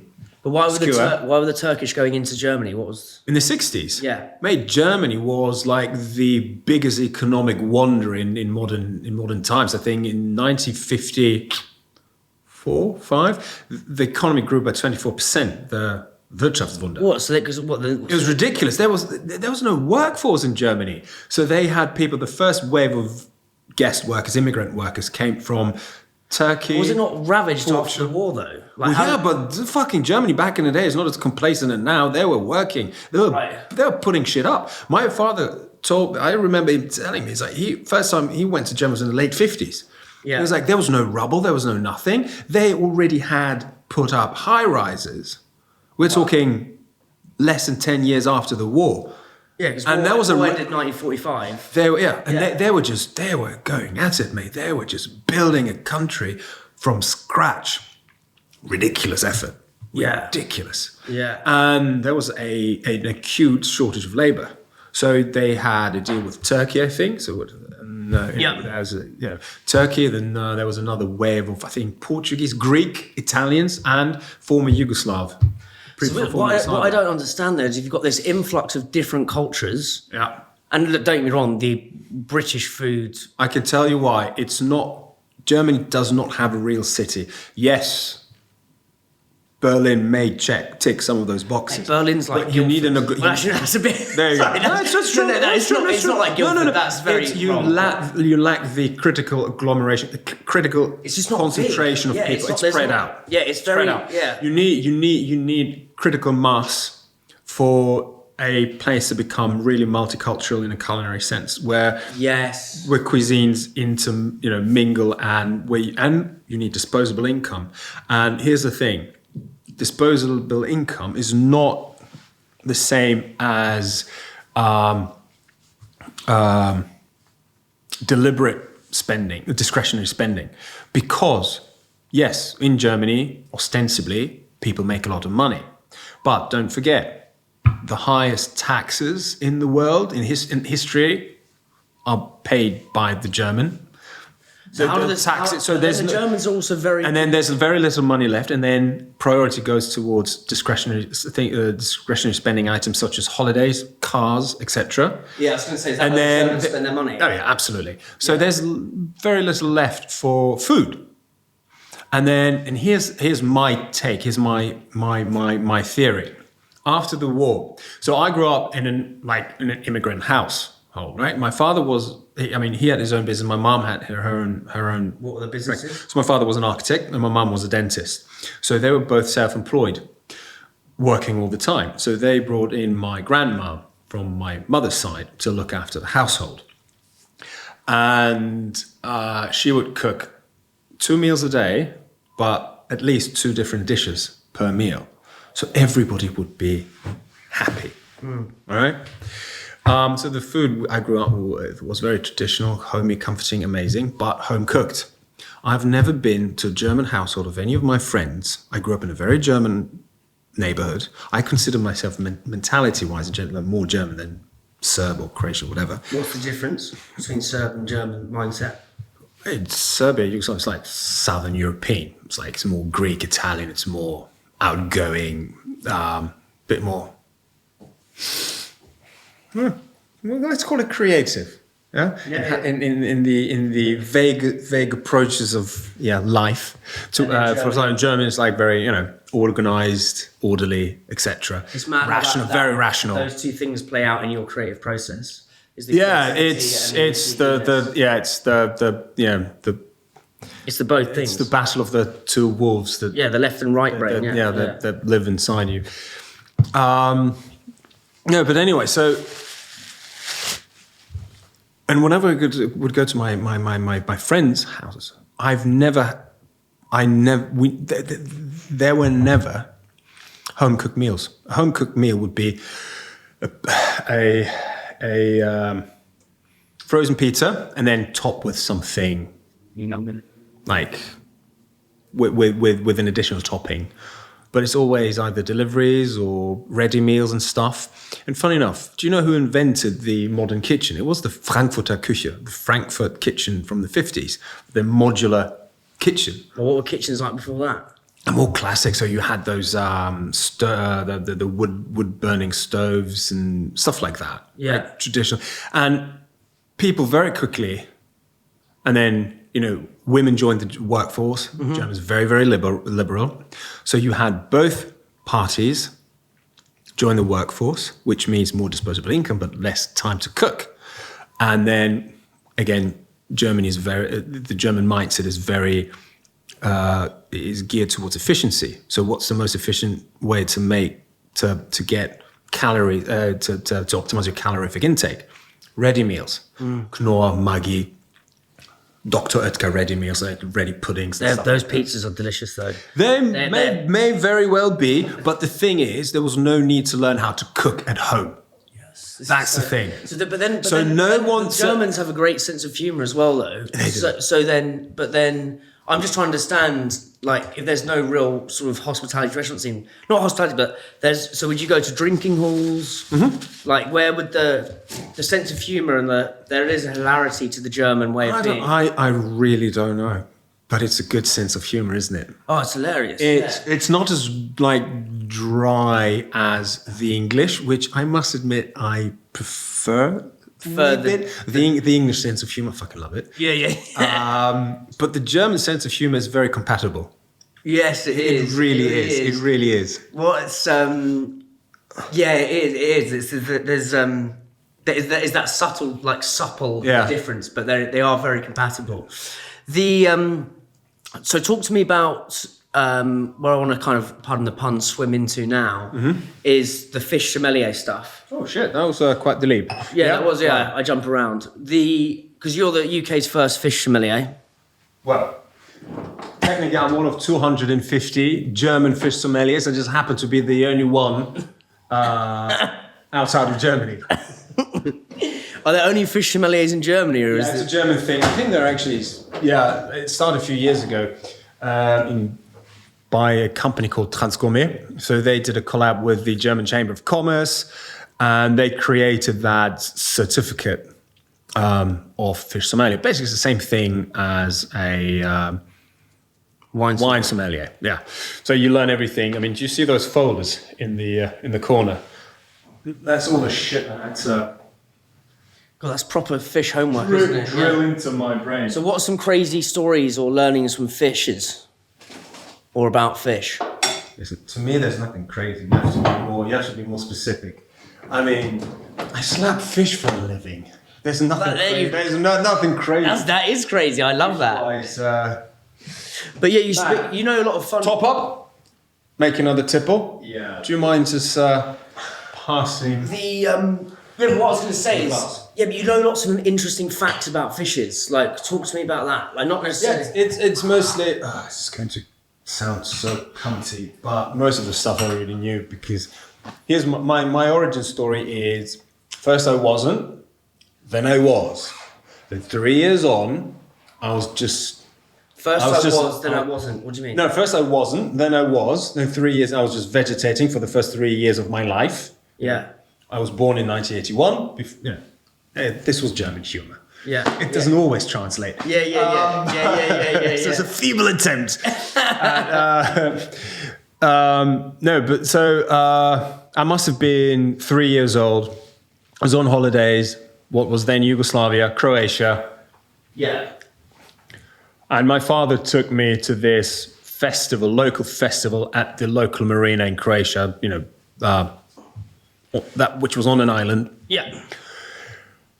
I was sat on his shoulders, and we approached a oyster shucker, like an oyster store.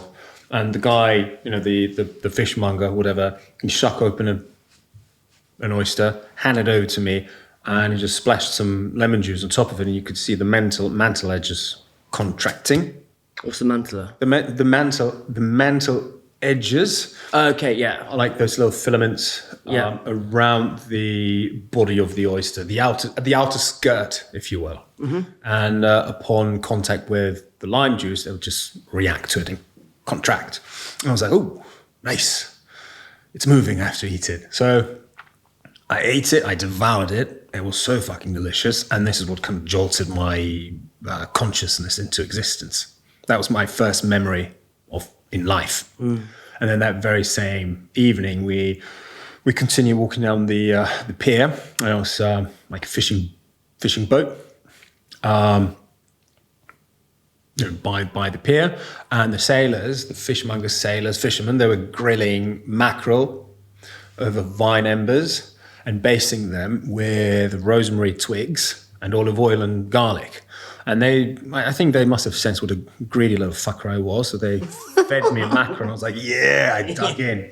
And that was it. And a couple of days later, our neighbors taught me how to fish with a hand line. So I was fishing for gobies, blennies, Salema porgies, the LSD fish, and the other one, the bogues and annular bream and white bream and stuff like that. And I was fucking hooked ever since I was 3. It was all about fish. The only problem. I was like,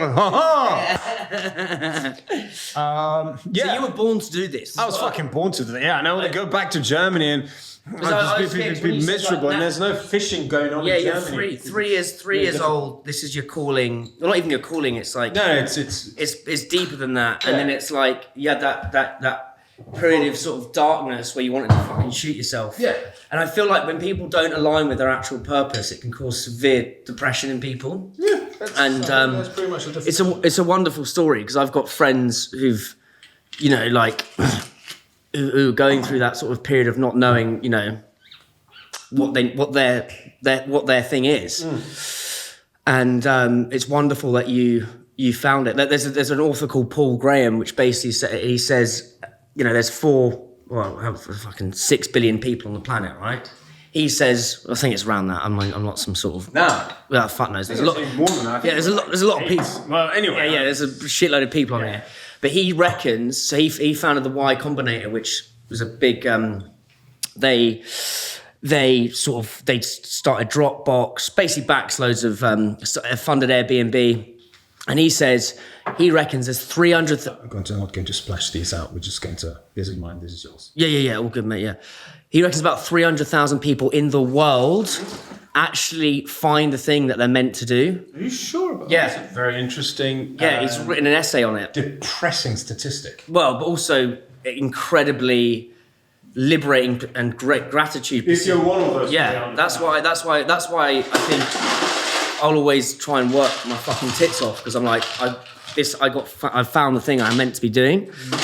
So what are the... Those must be some overworked tits. Yes, yeah, definitely. They really are. They're like udders, mate. So see then, in terms of the fish sommelier stuff, like what are some of the...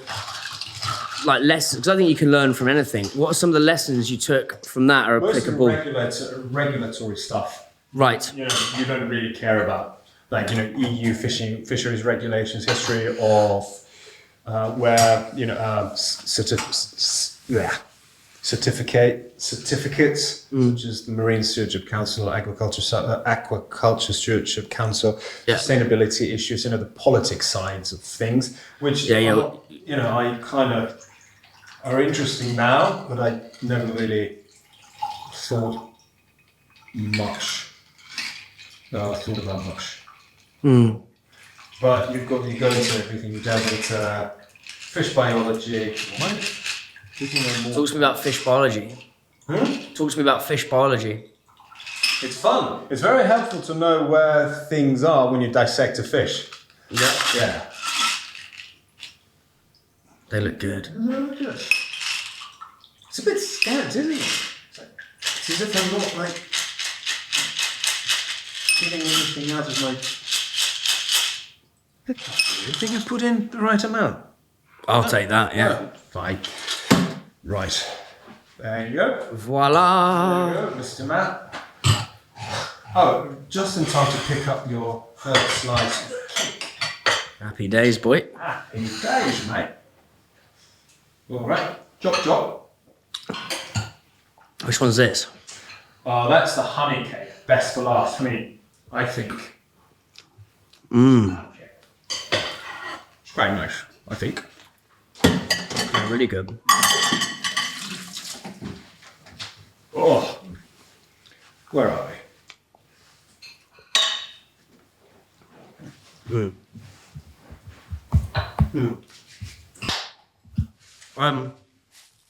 Is anyone actually going to listen to this whole podcast? Like, is anyone really going to listen to me rambling on about whatever it is for 2 hours? Yeah, you'd be surprised, mate. God, hell. 2.5 hours. Fuck. I mean, I can't listen to myself, and I'm really good at the inner monologue. But okay. No, it's great, mate. You're an amazing storyteller, and Oh, thank you. there's, I think you can learn from anyone. Yeah. So tell me about the fish biology, because I think you can. What are some of the lessons you could take from that and apply to other things?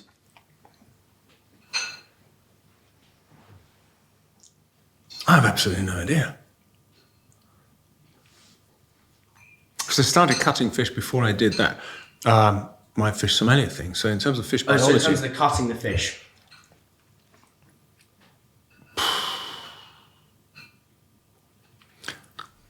On a very basic level, all fish are the same. It's like, evolutionary speaking. You have to ask me, the problem is, I don't know where to expand on your question. Go wherever you like. That's the thing, I have no idea, because this is like an extremely broad, it's literally how long's a piece of string question. I have no idea where to latch on, like which, where to start the thread. The thread. It's impossible for me, you have to be more specific. It's because there's so many things running through my mind. Ask Matt how interesting it can be to get me to find the beginning of a thread. Yes. Yeah. No. Okay, so maybe let's start with what's the most interesting fish to you? You said they're all the same. How different? Oh, the most interesting fish. Yeah, and why? Oh, it's going to sound super corny, but whichever one I have in front of me or under my blade. No, wait. Most interesting fish. I can only speak for those fish as I've dissected.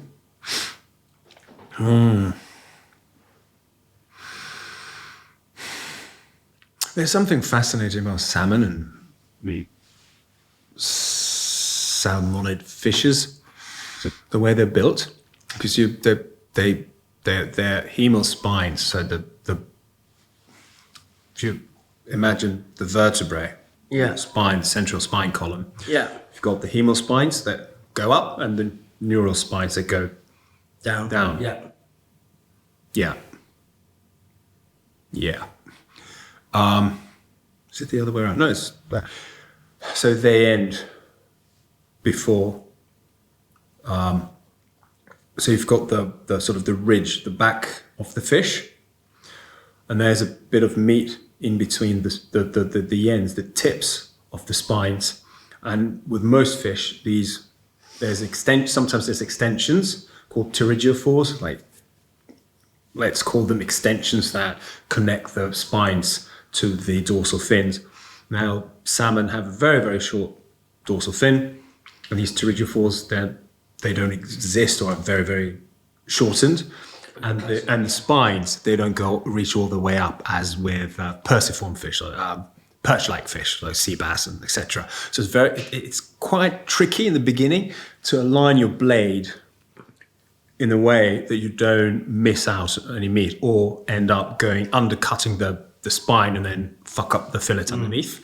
I don't know. I think that I found that a bit pretty fascinating, but not because it's actually fascinating in and of itself, but it's because it was the most difficult fish for me to learn how to fillet. So it's the biggest challenge. The easiest fish is pollock, I find. Pollock is so soothing to fillet. It fillets itself. So What does I love talking to people like about butchery or like fishmongery, like what does that give you? How's that useful that feeling of filleting a fish? How's that useful for you?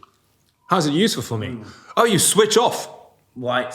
It's meditative. It's my happy time. When you fillet, unless you're filming for wretched... but when you're at work, mate, 6 o'clock in the morning, 300, just 20 crates of fish I have to go through. Love it. Really? Yeah. In the blistering cold, I don't care. It's so much fun just to go through it. And just every time, so once you then turn over that fillet and you see the result, and then you see that, what's the word I'm looking for here? That positive, when you realize that you didn't fuck it up, that satisfaction. Yeah, it's the satisfaction, sort of the result from. Is it like cathartic? Is it? Like, Absolutely. But so when you fold over that fillet and you see that everything has been cut, so the blade did glide through that section of the fish the way it was supposed to. You're almost like in a flow state when you do it. Totally. Wow. What you said earlier, you said so much fun. You said the topic's so broad, like you don't know where to start. Like, why is the topic for you so broad? Because it is. It's anatomy. It's the same with humans, I guess. If you ask a doctor, like a human doctor, so you've only learned about sort of the anatomy of it. You haven't learned about like how they act in the oceans or how they work. No, that is too species specific. Right. Okay. No, we did not really talk about that. That's something that's very interesting. It's very interesting that you asked because I never even given it any thought. But that's something you would want to discuss with fishermen. And but you because you need to know. You need to understand how fish behave if you want to catch them. Yeah, let's go on to fishing then. And this is my true passion. Right. So this is all for show. This is what hopefully is going to allow me to buy myself a secluded island. Tell me why with turrets and machine guns and everything, so no one can approach it, and then I can just use it for fishing. When was the first day you fished? I was 3. You were 3. Yeah. Talk to me about that. Blenny, Goby. It's like a hand line. Yeah. Tiny hook. Baited it with some bread. Threw it at some little fishies. I could see. It's like, I mean, come on, I was yay big. And then they took the bait and I pulled them out, and that was it. Ripped its head off and threw it back in. And then why, like with fishing now, how does that play a role in your life? When do you do it? Matt, do you want to answer that? No. So how we had the pleasure of meeting. What? How we had the pleasure of meeting. Where did you guys meet? Farlow's. Yeah, Farlow's. Where did you live? Sorry. No. I didn't say where you live. Above an establishment. The oldest fishing establishment in North. Which is where? Farlow's. Like literally down the road. What is it? My good sir. I am shocked and appalled that you haven't heard about the hallowed halls of Farlow's. Their Majesty's purveyor of fine fishing goods. No, never heard of it. It's a fishing shop. Right. I was expecting this big grand. It's pretty fucking grand, but it's a fishing shop. It's a fishing shop. They sell fishing equipment. Rods and flies and baits and stuff like that. You guys met there, and then talk me through that. Was I sober when I first came in? Bit closer, bro. Was I sober when I first came in? I can't tell if you are. I think I can't have been because I left it with a very nice piece of kit that cost me a pretty penny Fred sold it to me. He's good, Fred. He's one of his old. Yeah. No, fishing is ultimately the meaning of life Because it is what it is. Don't question it. I'm questioning it. Well, no, there's no just like you go fishing. That's it. That's where your mind is at rest, at ease, at peace. Yeah, I don't think I've ever fished. you may want to keep that for yourself. This is not the time or place to mention that. Well, I've just mentioned it, mate. These are kicking in. So how often do you go fishing then when you're? Well, that's the thing. After I sold my restaurant, 2018. Long story short, the restaurant was doing pretty well, but I couldn't grow the brand anymore. Yeah. Düsseldorf is limited to its market, and I had grown to a point where I couldn't grow anymore, and it wasn't enough to create another restaurant. And I'd always wanted to come back to London. It's where I always felt I should be. And then, so I got a really decent offer. I sold the gaff, and I went on a 1-year sabbatical. Amazing. Just to chill. And literally, that's when I picked up fly fishing. I went to Slovenia twice, and it was loads of fun. But I think that year, spent about 250, maybe more, days fishing. Wow. The majority of it on the River Rhine. So the Rhine River is the second largest river in Europe after the Danube, and it runs through Düsseldorf. So if you're a Düsseldorfian, your soul is inextricably intertwined with the Rhine River. And not too many people, well, now there's more fishermen, more anglers, but the Rhine was declared biologically dead in 1986 after a huge industrial disaster in southern Germany. A chemical plant exploded and killed the entire river. So all the fish. Fucked. And that's when, and this is the cool thing about the European Union. The French, the Swiss, the Germans, the Dutch, they got to go and say, we have to protect this river. From now on, there's going to be draconian measures if you don't have installed filters, and they just implemented a lot of loads of regulations to clean up the river. And now 40 years on, they started introducing salmon. I caught a 70 centimeter wild returning sea trout. To you, as I can read off your face, means fuck all. You might as well tell me you caught fucking. Mate, it's less it's more impressive than going out on a date with prime Kate Middleton. I take that fish over Kate Middleton, and I really think she's stunning. So yeah. So what why is that fish so revered? They almost fucking went extinct. It's like, salmon, shad, they all went in What's again, I asked some dumb 3-year-old questions, right? Fine. So when you, what's the art of actually, in terms of reeling it in? How well, you have to, that's physics. Reeling it in is physics. What makes a good fisherman versus a great fisherman versus Very easy. world-class fisherman? Luck. You have to. Luck is your business plan. Luck is my business plan. No, but you have to think like a fish. Fish are just like humans. They're fucking lazy. They want to put in as little effort into getting their bellies full. If it's too hot, they will be looking for shade. They don't want to swim against the current. Most of the time, they are obviously big exceptions. Generally speaking, you always just have to ask yourself, depending on the species and the time of day and water levels, where would I be if I were that fish and I were hungry? And that's what you base your assumption of as to where that particular fish might be at that particular moment. and then you find the right, you search for it in different water columns and with different baits and stuff, and it takes a while to figure it out, but once you figure it out, it's just like it's more mechanical, and then it's all down to luck.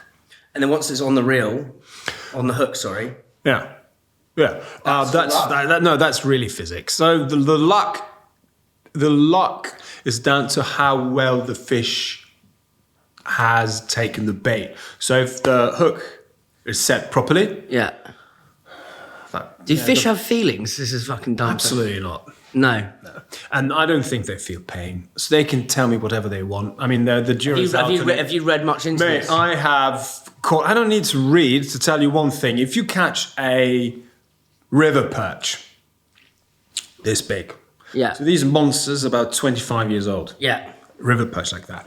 And I've caught river perch with disfigured mandibles and the cranial area, whatever. It's like they have scars and everything's just messed up and battered and beaten up. How does that happen? Very simple. Sometimes they hunt for little fishies, and in that hunt they just hit against a stone. It happens. Fish are they're not a lot more intelligent than people, and they don't care. What about dolphins?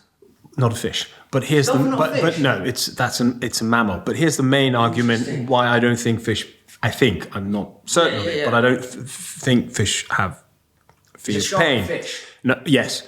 Here's what fish. Why I don't believe fish have feelings. Yeah. No feelings, but feel pain, or at least differently.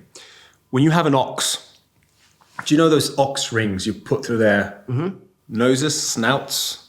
Yeah. Nose. Yeah. Yeah. So the whole idea is when you pull it, they feel pain, and they won't retract. They would just be obedient. Right? Or any other animal, you put a nose ring through. Yeah. It's not going to resist if you pull it. A fish, once it grabs the hook, he's going to fight like crazy. Do you think any living being is going to fight if what it's fighting, that point of resistance is causing pain? Oh, hell no. Fish just goes on. Or if you see a fish that gets bitten in half by a shark, they just swim on as if nothing happened. If you really feel excruciating pain, you either start spasming out or whatever. You change your demeanor. I mean, fish don't have facial expressions like they have, only a fraction of the facial muscles we have, but still something would happen in their demeanor. It doesn't. We'll wrap this up shortly, mate. I've just loved speaking to you. It's such a joy. You're an amazing storyteller. But Well, are you wrapping this up? Yeah, we'll finish shortly. Oh, sure. I just want to, where are you trying to take this thing? I have no idea however far I can. What's your ambition, though? Oh, rule the world, rule the fish world. No, honestly, basically, what's the thing? TV, baby. That's a stepping stone. Yes, mainstream media, obviously, like Netflix, Amazon's. Like basically, imagine. Do you know Jeremy Wade? River Monsters. No. Well, you should. Oh, mate, you need to take me fishing. Basically, that guy's the goat. He came up with a format with a script for his TV show called River Monsters, where the subject is we fly around the world and catch the biggest fish out there. So he came up with a list, and I think 8 seasons in, it was very, very successful. They stopped shooting because Mr. Wade ran out of fish. He had caught all the big fish. And basically he was like, well, shit, mission complete. That's pretty bosh. That's pretty gangster. And so imagine a weird crossbreed between Jeremy Wade, Anthony Bourdain, narrated by Jeremy Clarkson. That's where I see myself. Wow. So I want to do the fishing, catch and cook thing. Come up with a marketable. Yeah, I mean, I'm already doing a little bit of catch and cook in my series. I'm like I say, 90% is just pure cooking because you can't just very well go out there and catch a turbot in the Thames. But I do a little bit of catch and cook in my videos when I can. But that's sort of the goal, mainstream media. What Jacques... So here's the thing. You know of Jacques Cousteau. So I think in the 60s, he was the one who pioneered underwater videography. Right. So he was an avid oceanographer. He's just an ocean nut. French, of course. And basically, he got his little boat after the war and started filming underwater stuff and exploring the seas. But in order to make his hobby sort of worthwhile, he made a commercial series of it and sold it to the telly stations, and it became an empire. So pretty much all the maritime subaquatic footage you see from the 60s and 70s are from him. He's Jacques Cousteau, the guy with the beanie hat. Mate, no, never heard of him. He was the OG fish whisperer.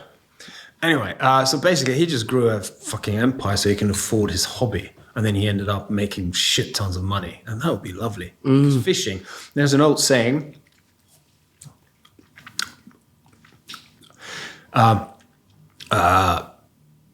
if you don't teach your children how to fish, and they'll never have enough money for drugs. It's like,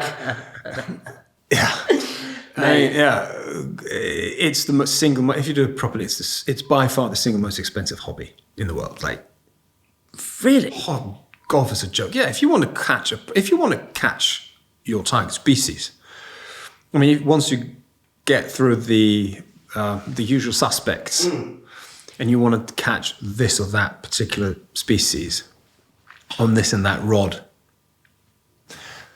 you need to get the flight. You need to fly. Sometimes you need a helicopter ride. You need to pay for the guide. You need days on end to track down the fish. Oh shit, it gets really expensive. Or salmon. If you want to catch a salmon in Scotland,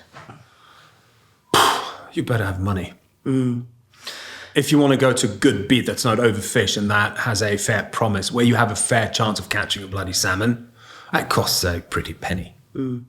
Mate, let's wrap this up. Sure. That has been That it? unbelievable. Oh, thank you, sir. I love speaking. You've inspired me to just keep doing and follow my thing. And just I hope I inspired you to start fishing. Take up fishing. That's what I was about to say, mate. Mate, that was sick.